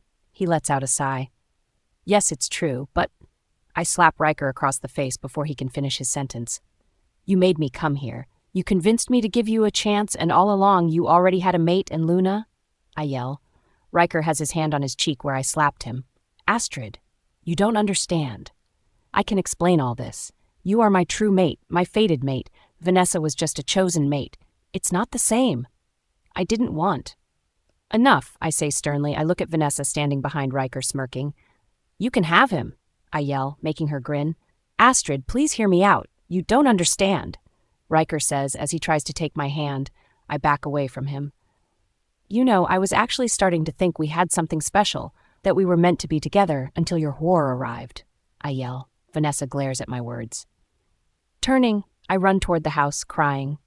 Riker wants to chase after me, but Vanessa grabs his arm. I turn to see Vanessa trying to hug Riker, but Riker is yelling at her and trying to push her off him. Everyone inside the pack house asks if I'm okay. "Why don't you all ask Vanessa?" I snap at them as I run upstairs and slam my door closed. I curl up on the same couch I slept on the night before and cry until I fall asleep. The next morning there is a knock on my locked door. I ignore it. "Astrid, I know you're there. Please unlock the door," Ryker pleads. I don't want to hear his voice, so I lock myself in the bathroom, run a bath, and stay there for as long as I can. I put on a pair of jeans and the biggest hoodie I can find. It almost touches my knees. I pull the hood over my head. I don't know why, but it makes me feel invisible, like I'm able to hide from the world. It's an enormous sense of comfort. On the 12th knock on my door, Ryker is frustrated and enlists Mia's help. "It's Mia, Astrid," she says through the door. As sweet and bubbly as she is, I just want to be left alone. "I brought you some lunch. I'll just leave it at the door," she explains. The last thing I want to do is eat food. I feel sick to the stomach thinking about how close I have become with Ryker. I don't understand why he wants me. I get that I'm his mate, but he arranged to be with Vanessa. Has he even meant anything he told me? Or has he been playing me and lying to me this whole time? Exiting the bathroom via 2 gorgeous French doors, I sit on the balcony next to a large pot plant, hoping no one can see me. I keep hearing the odd door knock for the rest of the day and continue to ignore it. Sometimes it's Ryker knocking, sometimes it's other people. It hurts me every time to hear the pain and the regret in his voice when he speaks. Haley knocks on the door when it's dinner time. "I brought you some dinner, Luna. I see your lunch is still here." "Look, I know you're upset, Astrid, and I understand why, but Ryker is so distressed we're struggling to keep him calm. We could really use your help to calm him down before he destroys the whole house." Feeling a little guilty hearing that Ryker is tearing the place apart, I let out a heavy sigh, walk to the door, and unlock it. Haley, holding a plate of food, smiles at me. "Luna, thank you. Thank you, Haley. I'm not hungry. Show me where he is." Haley nods. I follow her downstairs where Ryker is growling and throwing a chair across the living room. The room is a complete mess. I stand there with my arms crossed, unimpressed with the mess he is making. He sniffs the air and spins around to see me. He races over to me, relieved. I look away, not wanting to look at him. "Astrid, you've come out," he says, kneeling in front of me, clutching my hands. "Everyone is watching us." Ryker has been crying. He looks up at me with big puppy dog eyes. It's really endearing, and I'm struggling to stay mad at him. "Astrid, I never wanted Vanessa to be my mate or Luna. I'm only just 22. The elders told me they would have to choose a mate for me because I hadn't found my true mate yet," he explains. "Why didn't you tell me that before?" I ask. "I tried to, but you were upset and locked yourself in your room." He is looking down at the ground. I kneel on the ground facing him. "I'm sorry. I wouldn't have locked myself in my room had I known." I'm feeling guilty. "It's okay. You're out now. That's all that matters." He smiles, holding my face and patting my cheeks with his thumbs. "I've spoken to Vanessa. I told her the agreement is off. I never agreed to any of it. The elders put it all in place and I was shocked. I know she has always had a crush on me, but I never felt anything for her," he explains. "Vanessa will adjust to it in time," Haley reassures me. I nod at Haley. "How's your head?" he asks, both of us standing up. "My head feels fine now," I say. "Come join us for dinner," Ryker says. "I'm really tired. I'd rather sleep for the night," I say. "You haven't eaten all day, though. Eat, and then you can go to bed," he says. I nod, and we sit at the table where Alice has placed assorted platters of food from which we can serve ourselves. Sitting down at the table, Vanessa walks in, smiling. She sits down at the table and starts scooping food onto an empty plate. My fork hasn't even reached my mouth yet. I freeze with her presence, and everyone feels awkward. "What is she doing here, eating dinner with us?" I ask Ryker. "Don't you know?" "I live in this pack house too," Vanessa says with a sour look. My fork drops from my hand at her words and clutters noisily down onto my plate. "You have got to be kidding me," I say. "When the elders arranged for her to be Luna, she was expected to live here," Ryker explains. "I'm Luna now, Vanessa. You don't need to be here anymore," I say, smiling at her. Mia snorts at my confidence and Vanessa glares at her. Mia straightens and stops giggling. "I heard along the grapevine that you might not even want to become the Luna or accept Alpha Ryker as your mate," she says. Ryker growls and glares at her. If looks could kill, his could. "That's none of your business, is it?" I snap at her. "Well, it is my business. Because if you don't accept Alpha Riker within a certain time frame, the Elders will still make Alpha Riker mark me as his mate and initiate me as the Luna of Shadow Crest, she says happily. I growl at her words. Did I really just growl like a wolf again? Everyone turns to stare at me, surprised at my reaction. Would they really make you do that? I ask him. Ryker thinks a moment. There is a possibility, but I'm sure it won't come to that, because you're here now. I don't see why we would have to rush anything, he says. Vanessa giggles. I guess we'll see what the Elders prefer. Your true mate who is weak and hasn't met her wolf yet and apparently knows nothing about our world or me, someone experienced and strong and willing to bear your pups straight away, she smirks. Ryker and I growl in unison at her words. I exhale sharply. You're nothing but a scruffy little dog from the woods. I snap. Mia, Haley, and Kane burst out laughing. Seth tries to keep his composure. Vanessa stands. How dare you? I came from one of the strongest packs in the world. Shady Crest. We are known to be. I cut her off. Shady, I say. The whole table is roaring with laughter. At least I know what pack I come from, she snaps. Everyone goes silent, bracing themselves for my reaction. For all we know, you could be from one of the weakest packs. The Rabid Rebels pack or the Astral pack. I can assure you, when we meet your wolf, we'll know, and if you're from a weaker pack, the Elders will intervene. You won't be allowed as Luna. I'll be chosen in your place. And what if I'm not? What if I'm from one of the strongest packs? I snap. Well, the strongest pack used to be the Moonstone pack. They have pure white wolves, but they were wiped out around 18 years ago, so keep dreaming. Shady Crest is the strongest now, and are gray or brown and gray, and I have never seen you there. Shadow Crest comes next. Alphas are black, and pack members are golden brown, Vanessa explains, smirking at me, feeling victorious. So, you see, we already know you aren't from a strong pack. So, until you're officially initiated as Luna, I'm still in the running, she concludes. Standing up from the table, I walk away. Astrid, where are you going? You haven't even touched your dinner, Riker growls. I lost my appetite. I'm not going to stay here and listen to this scruffy little mutt any longer. I storm off to my room and shut the door, locking it again. If she thinks she can speak to me like that and treat me like that, then she has another thing coming. Sleeping awfully all night, I get up early before sunrise. I make my way downstairs to the kitchen to make myself breakfast. Entering, I freeze momentarily as Alice is there cutting up fruit. Alice pauses and looks up to see me. She becomes angry and the knife in her hand shakes. Good morning, Alice, I say, politely. She growls in warning. I'm just going to get myself something to eat, then I'll be gone, I say. Permanently, I hope, she mutters. Alice, I get you're upset, but I never planned any of this. I didn't even know werewolves existed until recently. Maybe if we get to know each other, we might come to tolerate each other. Maybe even be friends, I say. I yelp when her knife flies past my face and into the wall. I will never be your friend, and you will never be my Luna. Mark my word, Vanessa will become the Luna of Shadow Crest. I suggest you save yourself the hurt and leave now, because I can assure you, you won't live to see your 18th birthday. Alice warns.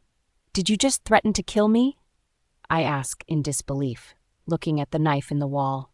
Alice closes in on me. I steel myself for whatever's next. If you're not gone from here by your 18th birthday, Vanessa and I will shift and rip you apart, and if you speak of this conversation to Alpha Riker or anyone, I'll make sure it's the last day of your life. She snaps. My eyes well up. Why do you hate me so much? Don't you want Vanessa to be happy? How could she be happy with a man who doesn't love her? A man who doesn't want to be with her? Alice grabs my hair and pushes me against the wall. Oh, Astrid, you see, sometimes in life, it's not about love, but about other things like power, she says, retrieving her knife. I'm anxious and scared. I force my tears back. If I was you, Astrid, I'd get going right now, before everyone wakes up, she says, tapping my nose with the knife. She stares at me and holds the knife against my face. It's a weapon. I nod. Good. Well, it was nice meeting you, Astrid. I hope we don't cross paths again. She smirks, and I leave the kitchen hysterical and affected. She's going to kill me. She's going to kill me if I stay. I don't want to leave Ryker or the others. How can I tell them without her finding out? Bursting into tears, I dress quickly in jeans and a hoodie. I grab a small pack and pack another set of clothes in it. Do I just leave? Do I leave a note? Where will I go? I can't go back to my stepfather's house. Maybe I can camp in the woods for a few days. I can sneak food from the diner until I figure something out. The sun is starting to rise. I have to leave now. I climb over the balcony and down the latticework beneath. I run in the opposite direction from the shopping strip, hoping it takes me back toward Jim's diner. A couple of hours pass me by when I'm deep in the woods and I freeze at the faint howl of a wolf in the distance. I know it's Ryker, realizing I'm gone. Falling to the ground, I cry. Please forgive me, Ryker. I didn't want to leave. I didn't want to leave you, I cry. Standing, I wipe my tears. They're uncontrollable. I suddenly remember when Ryker explained he can smell my scent. I look around and grab some eucalyptus leaves from a low-hanging branch. Removing my hoodie and jeans, I rub the leaves down my legs all over myself. I put my clothes back on, sticking a handful of eucalyptus leaves into the pockets of my hoodie and jeans. I run further into the woods. After a while, I resort to walking because I'm exhausted. Ryker would have followed my scent until I used those leaves. I should probably change course too in case he keeps going straight. Changing my direction, I stop at a riverbank to drink some water. Hoping it's clean enough, the sun is starting to set. I have to find shelter soon before it becomes dark. I wander around until I find a large hollow log on its side. This will be perfect. I crawl into the hollow log and open my bag, covering myself with the other jumper to keep as warm as I can. I sleep curled up and use my bag as a pillow. The sun rises. I'm surprised I slept all night. I jog instead of running so I won't tire so quickly. After a few hours, I come across a familiar road. This is the road going into the city. I've definitely passed Jim's diner. I stay off the road because I don't want to be found. I spot the black Mercedes in the distance. I sense it's a bad idea to run toward it, but I do. Out on the road, I watch the black Mercedes slow down to a halt. The back window rolls down. "Hello, Zenith," I say. "I was beginning to worry, Astrid. I haven't seen you for a few days," he says. "I'd like to take you up on that job offer, if you'll still have me," I say nervously. Zenith smirks. "When can you start?" he asks. "I can start now if you like," I offer. Zenith looks me up and down, studying me. He is curious. "Has something happened, Astrid?" he asks. "I'm no longer living with my father, and no one here is looking to employ new staff," I explain, leaving Ryker out of the story. "I see," he says, scratching his half-missing ear. He opens the car door and gets out. "You may as well hop in. You work for me now," he says with a smile. I quickly look around to make sure no one is watching and climb into the car. Zenith scans the area to see what I'm looking at and doesn't say anything about it. A young guy in the car smiles at me and pats the seat next to him, motioning for me to sit. Sitting next to him, I click my belt in. "Astrid, this is John, one of my twin sons," Zenith introduces him. "Nice to meet you," I say, politely holding my hand out to shake his. John places a kiss on my hand as he takes it. "It's a pleasure to meet you, Astrid," he replies with a cocky smile. He looks a lot like Zenith, but less bulky and much thinner. He has the same dark eyes, dark hair, nose, a few days' stubble grows on his face. "So your business, Zenith Creations, what is it you do exactly?" I ask. Zenith chuckles. "I do many things. Mainly, I have meetings with high-profile clients. I go through their designs and make their products," he explains. "Oh, okay. What would I be employed to do?" I ask. "I need a personal assistant to take some calls, book appointments, make me coffee, and run little errands," he says. "Okay," I smile. I look out the window. "I wish things were different with you, Riker. I wish I was back in your arms.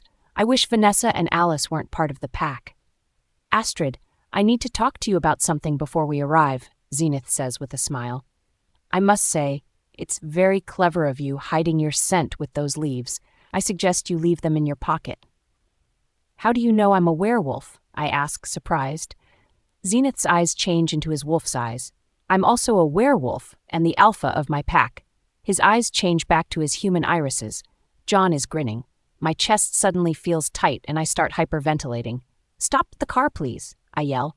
"Ignore her, Ralph. She is just overreacting," Zenith says to the driver, placing his hand on my shoulder, making me flinch. "Astrid, you are one of us. I'm not going to hurt you. I'm hoping you'll even consider joining my pack. You'll have our full protection from whoever you're running from," he smirks. I'm not running from anyone. Zenith sighs and pinches his brow bone with his thumb and index finger. Astrid, you don't have to play dumb. I know you're running from someone. Who are you running from? He asks. It doesn't matter who I'm running from. I won't see them again, I say sadly, looking away. Well, my offer always stands. Become part of my pack, and you'll always have full protection, he repeats. We've arrived, he says, as the car pulls to a stop. He opens the car door and reaches his arm out for my hand to help me out of the car. Thank you, I say, stepping out of the car and feeling John brush up behind me as he gets out of the car. I step forward to put space between us and ignore him. We're in an underground car park. I follow Zenith to an elevator, step in and stand beside Zenith at the back. John stands in front of us. I feel a bit underdressed wearing a hoodie and jeans while they wear expensive suits. After a few minutes, the elevator stops and the doors open with a ding. I step into a large, clean, classy foyer. I follow Zenith to a large door. This is the waiting room, he says. The large room is filled with luxurious couches and recliners, designer coffee tables, fancy vases, and fresh flowers. A long U-shaped desk adorns a wall, and a large water feature another wall. This will be your desk. You will greet the clients and offer them drinks. There is a kitchen with a coffee machine and a fridge behind you. Give my clients whatever they want, he says. I nod. This room behind your desk is my office.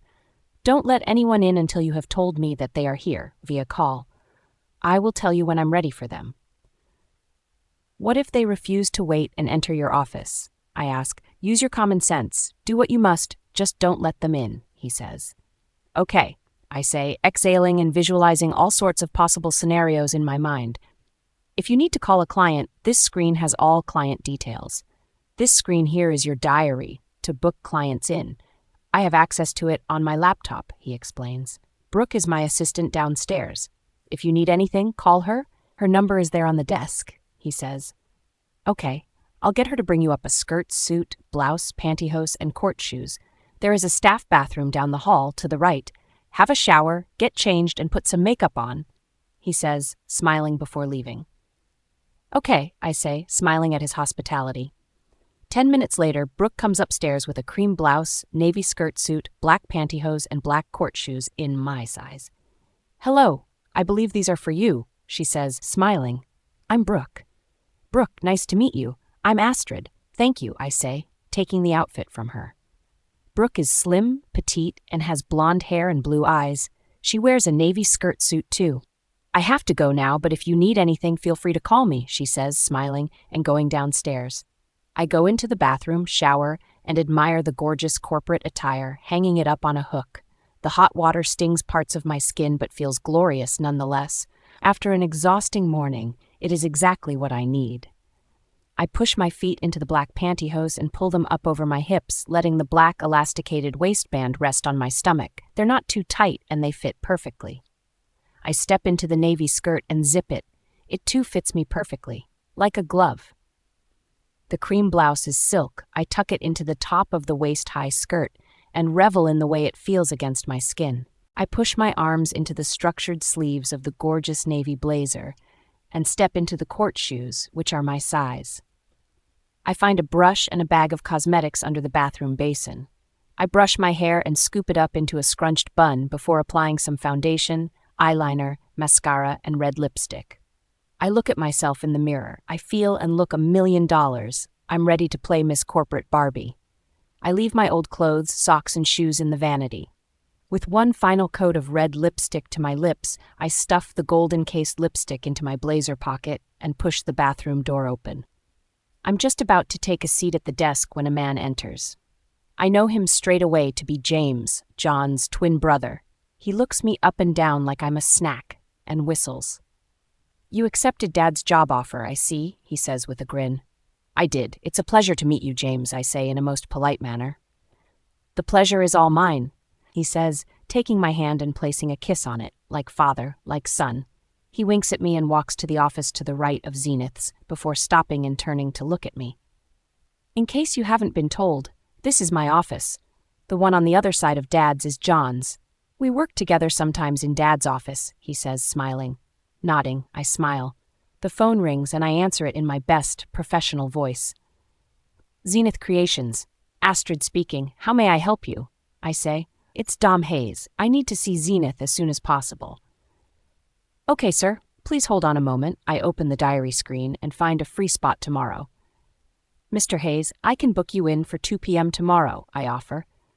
Okay, I'll see him tomorrow, Mr. Hayes says, ending the call before I can say goodbye. I spend the day answering calls from clients, booking appointments, and passing on messages. Halfway through the day, I look up to see John and James leaning over my desk, looking right at me with coy expressions. Is there something I can help you with? I ask them. Actually, Astrid, there is something you can help me with. If you could follow me into my office, John says. James elbows him playfully.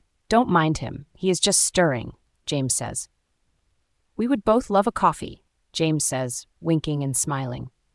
How would you like your coffee? I ask, ignoring John's smirks. Latte, no sugar? John will have the same. Okay. I walk into the kitchen and have a look at the big copper industrial coffee machine sitting on the granite bench top. How am I going to use this thing? I try to recall what I was taught in my 6-hour barista class a few years ago. I surprise myself and manage to make the coffees expertly. I put a glass and 1 teaspoon on each saucer and walk with them out to the boys. They're looking at me like I'm some divine goddess who makes barista-style coffee just for them. I put the lattes down in front of them. They're impressed. Won't your father be annoyed you two are out here staring at me instead of working? I ask. James grins. You're right, Astrid, he says, gives me a wink and returns to his office with his latte. John, get back to work, he laughs. John returns to his office with his latte. You know how to handle those two, don't you? Brooke giggles. You must tell me about yourself. How old are you? Where are you from? She asks. I'll be 18 in 5 days. I used to live with my dad a 45-minute walk from here, I reply. How exciting. You'll meet your wolf this week. She says excitedly. I give a fake smile. Yeah, so excited, I say with a tinge of sarcasm and sadness. The phone rings. I better get back my desk downstairs, Brooke says, running downstairs in her court shoes. I answer the phone. Zenith Creations. Astrid speaking. How may I help you? I ask. It's me, Zenith. Make us both a latte and bring them to my office, he says, ending the call. I push open his door with the lattes in my hands and put them on his desk. You've done well today, Astrid, he says. Thank you, I reply, sipping my latte. We need to discuss your living arrangements. You can stay in the pack house with me and the boys if you're comfortable to do so, Zenith offers. I pause in thought at his offer. I don't have anywhere to stay, and I don't want to live with his sons. What choice do I have? Okay, just for now, though, I smile, accepting his offer. Good. It's settled then, he smiles, sipping his latte. At 5 p.m., I follow Zenith to the elevator. John and James follow behind. You can hop in with me, James offers, smiling. Thank you. I'll go with your dad, I say, smiling. I get into Zenith's car. An important phone call takes his attention for the duration of our ride home. We arrive, and I see a sign that reads Shady Crest. I gulp. This is the pack Vanessa and Alice are from. This is the pack who abused Vanessa and used her as the pack slave. Is something wrong? John asks, staring at me. No, I'm just admiring the house. It's so lovely, I say, trying to contain my nerves. His house is large and impressive. Not as big as Riker's, but still gorgeous. The car stops. Zenith opens his door and helps me out. My court shoes crunch on pristine white gravel. Are you okay, Astrid? You're shaking, he says. I'm fine. I'm just a bit cold, I lie, rubbing my arms. Let's go inside. We walk up 20 stone steps to a glossy green front door and walk inside into a foyer. Zenith puts his black leather case on a nearby table with his coat. This way to the dining room, he says, smiling. I follow him into the dining room. People sit at a long mahogany table and are being served plates of food by employees. Everyone goes quiet and stands with Zenith's arrival. I'd like to formally introduce you to Astrid, he says, placing a hand on my back. There are a few gasps and whispers among them. Silence, Zenith says calmly. Astrid will be staying with us. Hopefully she joins our pack too. I know I can count on you to make her feel welcome and at home, he says with utmost authority in his voice. Zenith walks to his chair at the head of the table. Astrid, you may dine next to me tonight, he says. I nod and sit in the chair next to him. All eyes are on me. I look around the table and give a nervous but friendly smile.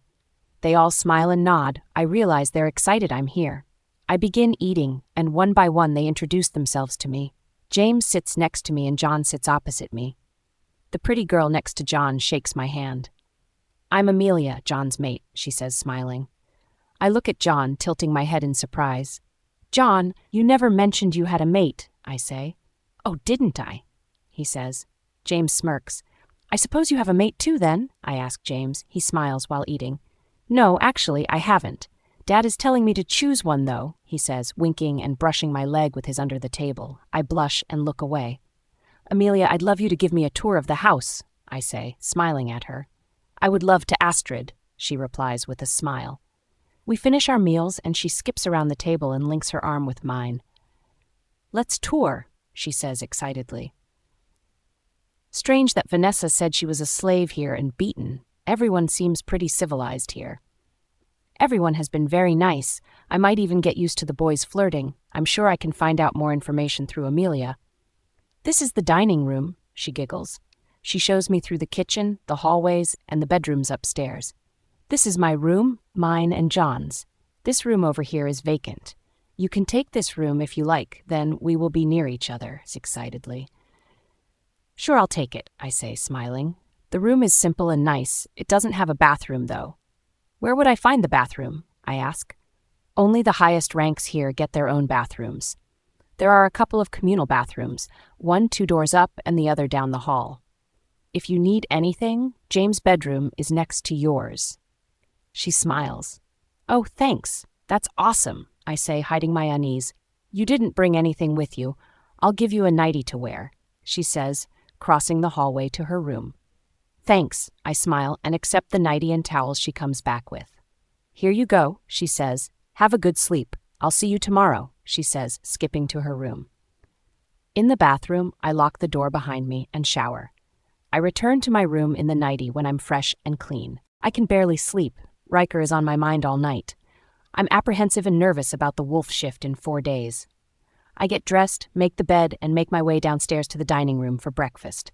There are a few members already at the table eating. Amelia is one of them. "Good morning, Astrid," she says. "Good morning, everyone," I say, smiling and sitting next to Amelia. The other ladies smile. "You'll have to tell me all about Shady Crest," I tell Amelia. "Alpha Zenith is obviously our alpha," she giggles. "Yep, I think I got that," I giggle. "We train here daily, including the she-wolves. Alpha Zenith likes to keep our strong reputation. We're the strongest pack, and we should always be prepared just in case another pack becomes a threat and we need to take them out. His eldest son James hasn't found his mate yet. Alpha Zenith has one in mind. He won't say who just yet, but says he will only settle for the strongest she-wolf left, as James will eventually take over as Alpha," she explains. "What if James finds his true mate in the meantime?" I ask. Alpha Zenith is also part of the council called the Elders. They have the power to vote and choose an alpha's mate for them if they feel their current mate is inadequate, if they don't suit as Luna or don't benefit the pack, she explains. Alpha Zenith is part of the Elders Council. Riker said they had wanted Vanessa as Riker's mate. Why would Alpha Zenith make Vanessa Luna of Shadow Crest when she was the pack slave here at Shady Crest? It doesn't make any sense. That's terrible to remove someone's true mate, a mate that the moon goddess chose for you. Love is all that should matter. Being with your true mate, your one true love, I say, feeling my eyes well up, thinking of Riker. "Amelia, where is Alpha Zenith's mate? Where is the Luna of Shady Crest?" I ask.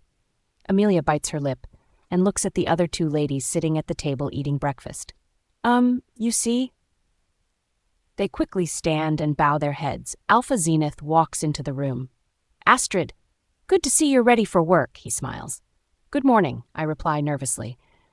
Other pack members approach the table for breakfast once we're all done, and I follow Zenith to his car. I sit in the back of the Mercedes with only Zenith this morning. "Is John not joining us?" I ask. "No, he will be going in his own car today." "Oh, okay," I say. "I want to discuss some things privately with you," he says. I'm nervous and don't know what to expect. "It's your 18th in 4 days," he says. "Yes, that's correct," I say. Zenith rubs his half-missing ear in thought. I want to ask him about it, but don't want to be rude. You would be a great asset to my pack, Astrid. When you turn 18, you'll be able to sense your mate, he states. Yes, I know, I say, unsure where he is going with this. You know my son James hasn't found his mate yet and is of age. What does it have to do with me? I ask. What would you say if I wanted you to be his chosen mate? He asks. I'm flattered, but I would prefer to find my true mate. What if you don't find him? He asks. What if I do? I retort. He lets out a chuckle. Oh, Astrid, you are a stubborn one.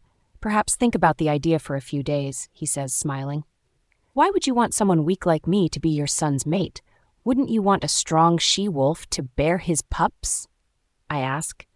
You'll find out why I'm asking when you shift into your wolf on your birthday, he says, still smiling. What is he on about? And mate with James. I don't want to be with anyone other than Ryker, even if Ryker does move on with Vanessa. Just the thought of being with someone else makes me feel nauseous. We arrive in the underground car park and ascend in the elevator in silence. I take my seat at my desk and start answering phone calls.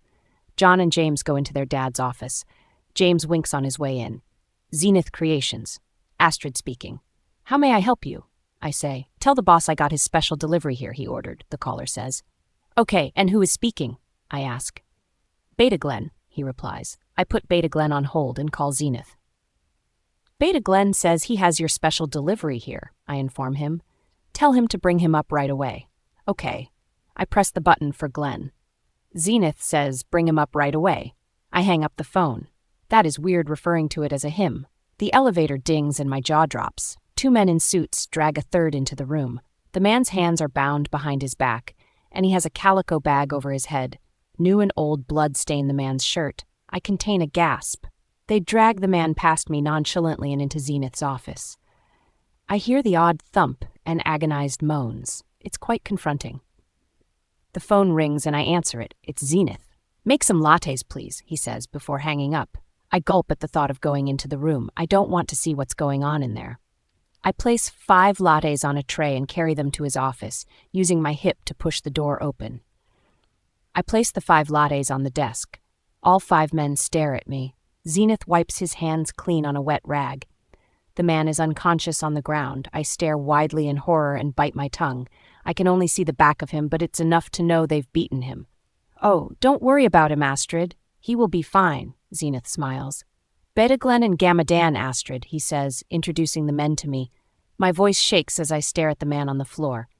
It's nice to meet you both, I say nervously, avoiding eye contact. This isn't the Astrid, is it, Zenith? The Astrid from Moon. Glenn coughs after Zenith strikes him across the head. Not another word, Glenn, Zenith snaps. His tone is deep and creepy. I jump back in fright. Zenith watches me back away, slowly. Please don't mind Glenn here. He forgets his manners sometimes, and I need to remind him, he says, trying to calm me.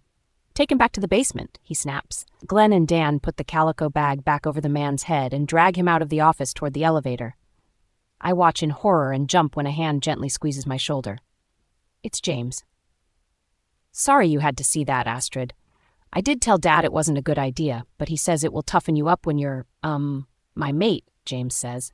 I step back and glare at Zenith. I never agreed to that, I say. I told you it would toughen her up, Zenith says, grinning. James is crestfallen. Angry, I run out of the office and into the bathroom, locking myself in a cubicle and cry. The door creaks open. Astrid, let's go home, James says. I don't want to go home with James. I don't want to go anywhere with James. I want Riker. Closing my eyes, I imagine myself in Riker's arms with my head against his chest, listening to his heartbeat. James taps the cubicle door, disrupting my daydream. I unlock the door and swing it open, only too happy to be going home. At the last second, Zenith hops into the elevator with us. The elevator dings and we descend. I'm wiping my tears. No one says anything. My sobs and sniffles are the only sounds. Outside in the car park, John waits in his car. Zenith opens his car door, gesturing for me to hop in. I stare at the open door for a moment, hesitating, and look at James. You can always come with me, he says. I don't want to be near any of them. Zenith is impatient now. He grabs my arm and pulls me onto the back seat. Get in. I'm not waiting around, he snaps. Falling onto the seat, I let out a cry. He just grabbed my arm and threw me onto the seat. I sit as far away from him as I can and look out the window, avoiding conversation. His phone rings on the way. What kind of problem? I see. Do you think his mate will return? Good. Vanessa, now listen to me. Yes, you will. I'm your father. I don't care what you have to do. Bear his pups. Drug him if you must. Alice will put it in his food. I've waited long enough. I'm shocked by what I'm hearing. Vanessa is his daughter. Alice is the Luna of Shady Crest. They were never slaves. I don't care if he doesn't want you. This isn't about love. It's about power. If we want to expand and become the greatest pack, you need to bear his pups, kill him, and combine packs. Zenith sees my horrified expression. Color has drained from my face. I'm hyperventilating. He squints and studies me a moment. Vanessa, what's his mate's name? He asks. My stomach churns. I'm going to be sick. No one can help me. Jim's diner is up the road. I pull the handle on the car door, but it won't open because it's locked. Vanessa has told him my name. Zenith laughs at my struggles. I'm just a pawn in his game. How many people have I been a pawn to? I try punching the windows. Vanessa, rest assured she won't be a problem, and won't be returning to Shadow Crest. I have her with me right now, he says, laughing. Oh, Astrid, the windows are bulletproof. Give it up already, honey, he says, placing his hand on my leg. Don't touch me, I yell. Vanessa, I need to go. Your brother's betrothed needs to be put in her place. Yes, that's right. Why? Because I said so. You'll find out in a few days, he says, ending the call. Slumped in the seat defeated, Zenith leaps forward, grabs me aggressively by the hair, and yanks me toward him. You never told me Alpha Riker was your mate. You'll let James mark you after your first shift. Vanessa is meant for Alpha Riker, he shouts. He releases me and shoves me back onto the seat. Tears run down my face. The car stops outside the pack house. Zenith gets out of the car and waits for me to get out. He even goes as far as holding out his hand to me, which I definitely do not want to take. Don't make this difficult, Astrid. I will drag you out if I have to, he yells. I ignore him. When he leans in and tries to grab me, I start kicking and yelling. Don't touch me! Get away from me! James and John are standing behind him. Dad, what is going on? James asks. This little whore of yours is being difficult, he says, successfully grabbing my leg and yanking me out of the car by my ankle. I cry out as I hit the ground with force and roll a few meters across the gravel. I get up. I have scrapes on my arms and legs. My tights are laddered and torn in several places. 3 men stare at me with black eyes. I discard my heels and run in my tights as fast as I can. Get her, boys! Zenith yells. John and James chase me in their wolf forms. I run through the trees and slip, rolling down a hill dangerously quickly. Covered in more scrapes and dirt, my hair is messy with leaves and twigs sticking out on all sorts of angles. I continue to run. Riker! I scream at the top of my lungs. I'm hazardously thrown down by someone. I kick and punch them as hard as I can. A hand covers my mouth. The weight of a body holds me down. He is completely naked now in his human form. Shh! Shh!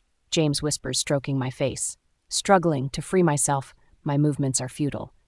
Stop trying to fight me, he whispers. Tears roll down my cheeks. Consummating the pairing already? John laughs. Fuck off, John, he says to his brother. Why did you scream out for Riker? James asks. He slowly removes his hand, and I spit in his face. John laughs. You better put her in her place before Dad does, James. You know he won't tolerate her treating you like that, John warns. James looks at me and wipes the spit from his face with his free hand. Look, if you're going to be soft about it, I'll put her in her place for you, James says. Tell me, Astrid, why did you call out for Riker? He asks. I want to spit in his face again, but before I can, he covers my mouth with his hand. Astrid, I don't want to hurt you, but you will leave me no choice if you don't answer me, he snaps. He removes his hand from my mouth. I look away, crying. He holds my jaw in one hand, forcing me to look at him. Answer me, Astrid. This is your last warning, he says. I look James dead in the eyes. Alpha Riker is my mate, and I'm the Luna of Shadow Crest. I suggest you take your hands off me before Riker finds out where I am and rips you apart, limb by limb, I threaten. James's shock doesn't stop him growling. You're my mate, not his, he says. Why didn't the moon goddess bless me with a mate like you? Why did she bless Alpha Riker with you? He asks, frustrated. Maybe because you're a dick, He grabs his crotch in pain, and I quickly wiggle myself out from under him and start running again. Save the feistiness for the bedroom, James yells while John chases me in his wolf form. My foot catches on something, and I fall face first into the ground. I try to get up, but John presses his foot into my back, keeping me down. He sits on me and moves my hair away from the back of my neck to inhale my scent. He emits a lustful growl. "Why should James have all the fun?" he says, rolling me onto my back and staring intently into my eyes. "Why are you doing this? You have your mate. You have Amelia," I yell.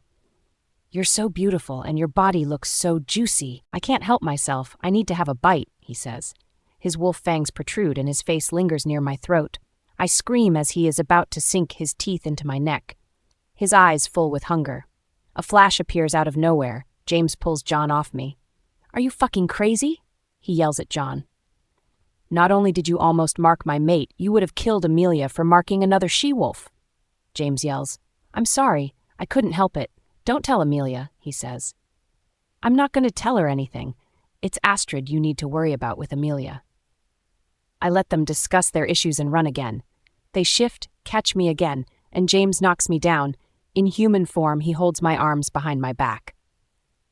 "Enough, Astrid," he snaps, lifting me up with my arms still restrained so I can't hit him. I burst into tears against his naked chest as he carries me back to the pack house. "About bloody time! Bring her downstairs!" Zenith growls, walking down the staircase. "To the cells?" James questions. "Do you really expect her to stay in her room obediently?" he asks.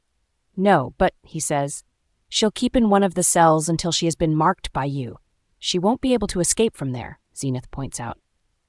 John and James follow Zenith downstairs to the basement. It's dark and eerie, and I can hear water trickling in the walls or the drain pipes and the squeaking sounds of mice. Our exhalations are misty in the coldness. I'm shivering. James pulls me closer to keep me warm. Zenith unlocks a cell door. James walks in and places me on a stone bench, which is also my bed. Chains with silver cuffs adorn the walls, and I'm thankful James doesn't cuff me. He kisses me on the forehead instead, making me shudder. "It'll be okay, Astrid. We have some things to sort out. The sooner you let me mark you, the sooner you can get out of this cell," he says. Holding my face gently in his hands, I jerk my head out of his grasp. James leaves and stands beside John. Zenith comes into the cell and strikes me aggressively across the face. "Try and run away again, and that split lip of yours will be the least of your worries," he snaps. He slams the loud, creaking metal door closed, and the sound reverberates around the basement. He locks the door with a key. I hug my knees on the bench and cry as they walk away. It's dirty and cold where I sit. The stone wall behind me is covered in cobwebs. The few other cells I can see are the same. It's pitch black. Not even moonlight comes in. My arms and legs sting from all the grazes, but I can't see them. "Riker, I'm scared.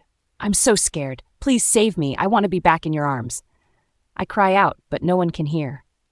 At midnight, I'm still awake and freezing to death. I hear light footsteps coming downstairs. I squint toward the stairs to see who it is. "Astrid, it's me, Amelia," she whispers. Jumping up, I run to cell door. "Amelia! Please, Amelia! You have to help me. Please unlock the door," I beg. "Shh, I'm not supposed to be down here. I'll get into trouble if anyone finds out," she whispers. She passes me my hoodie from my room. "I thought you'd need this. I know how cold it gets down here," she says. "Have they put you down here before?" I ask. Amelia nods. "It was a long time ago. Alpha Zenith bought me from my old pack. He chose me as John's mate. I had to stay down here until John marked me," she says sadly. "John isn't your fated mate?" I ask in disbelief. "No, and I haven't been able to leave the pack house since. If I did find my true mate, he wouldn't want me now. I'm marked and mated by another," she sobs. "Oh, Amelia, I'm so sorry," I say, empathically. "I overheard James and Alpha Zenith arguing about you upstairs. James is begging him to let him chain you up in his room instead of down here. That's how I knew you were down here," she whispers. We hold hands through the bars. "I don't want you to have the same fate as me, Astrid. I will do everything in my power to help you out of here," she says as her eyes go glassy with tears. "I have to go now. I'll come back when everyone is asleep tomorrow night. Don't let him mark you no matter what," she says as she walks away. Alpha Ryker. I'm excited to spend the day with Astrid. Every day she trusts me more and more. She is thankfully adjusting to werewolf life. After my shower, I knock on her door. There's no answer. I knock again. Astrid, are you awake? I open the door. Her bed is neat and creaseless. She hasn't slept in it. Strange. I knock on the ensuite door. She isn't there either. One of her drawers is open. Inside, her clothes have been flung about like she was looking for something in a hurry. My stomach sinks. Her bag is gone. I sprint downstairs to the dining room. Seth and Mia are at the table with Kane, Haley, and Vanessa. They all stand as I enter. Has anyone seen Astrid? I ask. They shrug and say they haven't. Is she still asleep? Mia asks. No, she isn't there, and her bag is gone too, I say in a panic. Ryker, I'm sure she's around somewhere. I'll mind-link the pack to keep an eye out for her, Seth suggests. Running through the house, I call out for Astrid. Searching every room, I come back to the dining room. She isn't in the house, I panic. Alpha Ryker, your breakfast is ready, Alice says, smiling. You haven't seen Astrid, have you, Alice? I ask. No, Alpha, I've been in the kitchen since 6 a.m. I haven't seen her, she replies, smiling. I run out the front door. I can just pick up her scent. I rip my clothes off and shift into my wolf. I let out a deafening, sad howl and race toward the scent. An hour later, I'm deep in the woods when her scent vanishes. I run in different directions, becoming more and more distressed. Astrid, I don't understand why you'd leave me. Where would you go? I think about where she might have gone. The diner is the only place I can think of. There's no way she would have gone back to her dad. I run to the diner and shift back into my human form, not caring that I'm completely naked. Jim! I shout. Jim! All the customers freeze in shock at my nudity. An overweight man catches his wife grinning. He covers her eyes with his hands and gives me a very unimpressed look. Ryker, damn it! Get some clothes on! We're full of customers! Jim yells. Astrid, have you seen her? I ask, in a rush. No, I haven't seen her since she left with you, he says. Shit! She's missing. Her bag is gone. I don't know why she would run away, I panic. I'll call you if I see her. In the meantime, you need to leave. My female customers are gawking, and their husbands want to give you a black eye, Jim says. I sigh, leaving the diner and shift back into my wolf, searching the woods, hoping to pick up her scent. I find nothing, not a trace of her anywhere. I mind-link Seth and Kane and tell them to organize search parties. I don't return home for 24 hours until I have no choice but to rest. Afterward, I continue searching for her. In bed, a hand rests on my chest. Astrid, I sit up and see Vanessa asleep in my bed next to me. I let out a loud growl, waking her up. Ryker, don't growl at me. You need to get over her. Astrid left because she doesn't love you. She doesn't want you or the responsibility of being Luna, Vanessa says. Get out of my bed, and out of my room now, Vanessa. I yell. Fine. But sooner or later you're going to have to accept me as your chosen mate, whether you like it or not. You know the elders don't want a weak runaway as Luna, she says, getting out of my bed. Jumping out of bed, with my hand around her neck, I pin Vanessa to the wall. Don't you ever call my mate weak again. Do you hear me? I yell. Ryker, you're hurting me, she says. I let go, letting her drop to the floor. She holds her neck and looks up at me, her eyes well. Get out now, I yell. She stands and runs out the room. Making my way downstairs, I find Seth. Alpha Ryker, we had 5 search parties look for her while you slept. We found no trace of her. We will keep searching until she is found, Alpha. Nodding, I sit at the dining table. Seth, tell Alice to be quick with the food. I need to continue looking for Astrid, I order. Seth nods, goes to the kitchen, and moments later, Alice brings me a plate of food and puts it on the table in front of me. Alpha Ryker! I'm very displeased with your behavior toward my daughter. She has done nothing wrong. Why can't you just accept her as your chosen mate? At least she won't run away. Alice snaps. Glaring at Alice, I let out a growl of warning. Alice, I suggest you get back in the kitchen because my wolf is not in the mood today to tolerate anyone's shit, and I suggest you just accept that Vanessa will never be my mate. I snap back. Alice glares at me and storms back to the kitchen. I finish my meal and walk out the door, adamant I'll find Astrid. Alpha Ryker. I look up to see one of my best warriors, Leon, racing toward me. Leon, I greet him.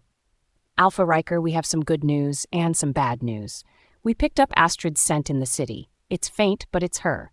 The bad news is we haven't found her yet, but with this lead we'll hopefully have your mate home soon, he says. The city? What would Astrid be doing all the way in the city? She doesn't know anyone there. Very good, Leon. I'll join you in the city.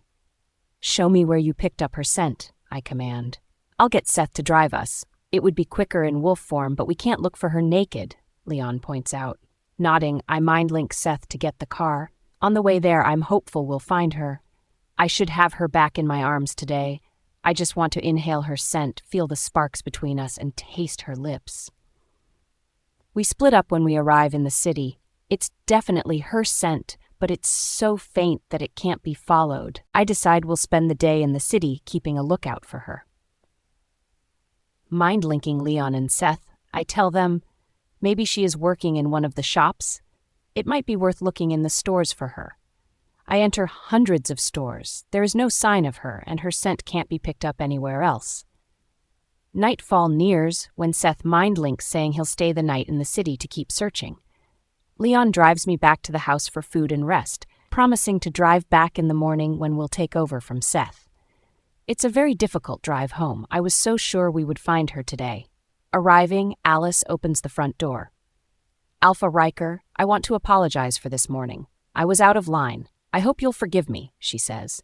I sigh. I can't be bothered arguing with her. Forgiveness is easier. You're forgiven, Alice. If you accept Astrid as your Luna, Alice pauses in thought for a moment and nods. Of course, Alpha, she says with a hesitant smile. I made a special dinner for you tonight, Alpha, she says, gesturing to the food on the table. I sit at the table and eat alone. Everyone else ate and left before I got home. After eating, I feel unnaturally tired. Alpha, you look awfully tired. May I suggest you rest for the night? Alice says. I nod, making my way to my room. Everything in my room sways. I grab onto the armchair and sit down. Kicking my shoes off, I wait for the swaying to stop. My door creaks open. Is someone there? I ask, squinting at the figure I can barely make out. It's me, she says. Astrid, is that you? I ask. I try to stand. I struggle to get my balance. I feel a hand gently press against my chest. Sit down, Riker. I'm here now. I'll take care of you, she whispers. She straddles herself on my lap. Astrid, you came back. Of course I did, she says as she slowly unbuttons my shirt. Why did you leave? Where did you go? I ask. All that matters is that I'm here with you. One of her hands caresses my bare chest, while the other unbuttons my jeans, unfastens my belt, and frees my growing bulge. Her lips brush across mine. Riker, she whispers lustfully. I want you to mark me, Riker, she whispers. Everything spins and sways, and I'm in an absolute stupor. All I can think of is the aching. I want to be inside her. I'm going to mark you first, she whispers seductively in my ear. Her teeth protrude and scrape the skin on my neck, before stopping. I feel the pressure as she is about to puncture my neck. Wait, Astrid can't shift yet. She can't mark me yet. Where's our usual heat? Sparks? I quickly push the person off me. Alpha, what's wrong? She asks. Vanessa, I ask, squinting to adjust my sight. No, it's Astrid, she says. Vanessa, Astrid hasn't had her first shift yet. She can't mark me even if she wants to. I yell in anger and fall to the ground. What have you done to me? I yell, Riker, please. Astrid is not coming back. I'm doing you and the pack a favor.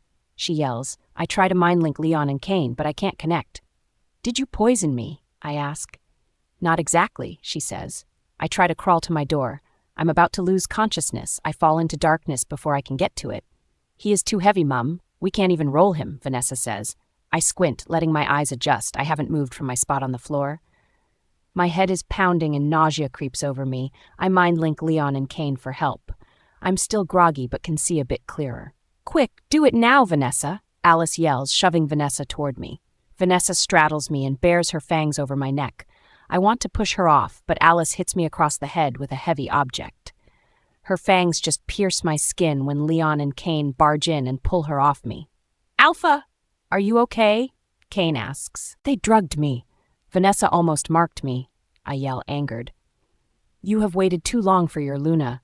Vanessa would be a more fitting Luna than that wretched little bitch Astrid. Alice yells. Standing, I lean against the wall for support. Bring Alice to me now, I snap. Leon has Alice's arms behind her back. He pushes her toward me. I grip her neck tightly with my hand. What did you do to Astrid? Where is she? I yell. Alice is struggling to breathe, but forces a smile at my words. I squeeze her neck tighter. "I will kill you right now if you do not tell me," I warn. She struggles for breath and gives a small nod. I release my grip, only enough for her to speak. The morning she disappeared, she came into the kitchen for something to eat. No one else was up yet. I warned her to leave. I told her to save herself the heartbreak of the elders choosing Vanessa over her, and to leave. I threatened to kill her before her first shift if she didn't leave. My wolf growls ferociously in her face. I'm struggling to control it. As much as I want to see Alice dead, killing Alice won't bring Astrid back. I throw her across the room. "Kane, Leon, take them both to the cells, where they will stay," I yell. I manage to get back into the armchair. Leon and Kane return a short while later with a jug of water and a glass. They place them on the table next to me. Alice must have drugged my food. I felt dizzy after eating it. I couldn't even stand up straight. Vanessa pretended to be Astrid and she seduced me. She wanted to mark me, I explain. Leon and Kane look at each other with worry. "Alpha, you should rest in bed today until it wears off," Kane says. "No, we need to find Astrid. Have any of you heard from Seth?" I ask. "No, we'll go into the city. We'll take over from him. You won't be much help, Alpha, in your condition," Leon says. Sculling 2 large glasses of water, I stand.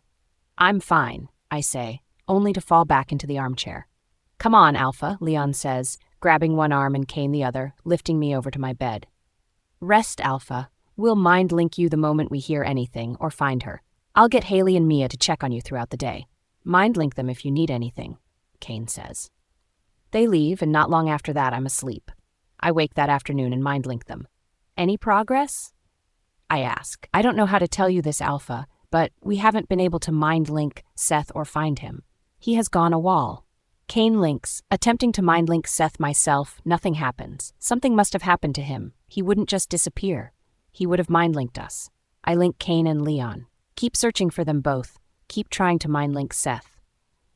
I will be in the city soon. And yes, I'm feeling much better, so I will be of use. We spend all night searching for Astrid and Seth. I don't understand. Astrid has vanished without a trace, and now Seth? What if someone is involved in their disappearance? Who? There are only 2 nights until Astrid shifts. I need to find her now. Returning home, I want to feel as close to Astrid as possible. I go into her room and look around. Her scent is strong on the couch. I lie on the couch and a few thoughts cross my mind. Astrid has been sleeping here instead of her bed. It smells strongly of vanilla and cookies. It explains why her bed looks as fresh as the day she got here. Why wouldn't she sleep in the bed? Drifting off to sleep on the couch, I dream of Astrid. I kiss her lips and look into her beautiful green eyes. "Astrid, my mate. I am so blessed the moon goddess chose us to be together," I say. "Riker, I want to be by your side forever," she whispers, looking into my eyes. Before we can kiss, she disappears from my arms. "Astrid! Wait! Come back, Astrid!" I sit upright on the couch and look around the quiet room. It was just a dream. I stare at the floor, finding a business card. Zenith Creations. We were near that building yesterday. Why would Astrid be at Zenith Creations? How does she even know Alpha Zenith? That pack has always been bad news. I link Kane and Leon. "Get the car ready. I think I know where Astrid is." I put the card in my pocket. Walking outside, I get in the car. "Where are we going?" Kane asks. "Zenith Creations," I say. Kane and Leon give each other a look. "What has Alpha Zenith got to do with Astrid?" Kane asks. "We're about to find out," I reply.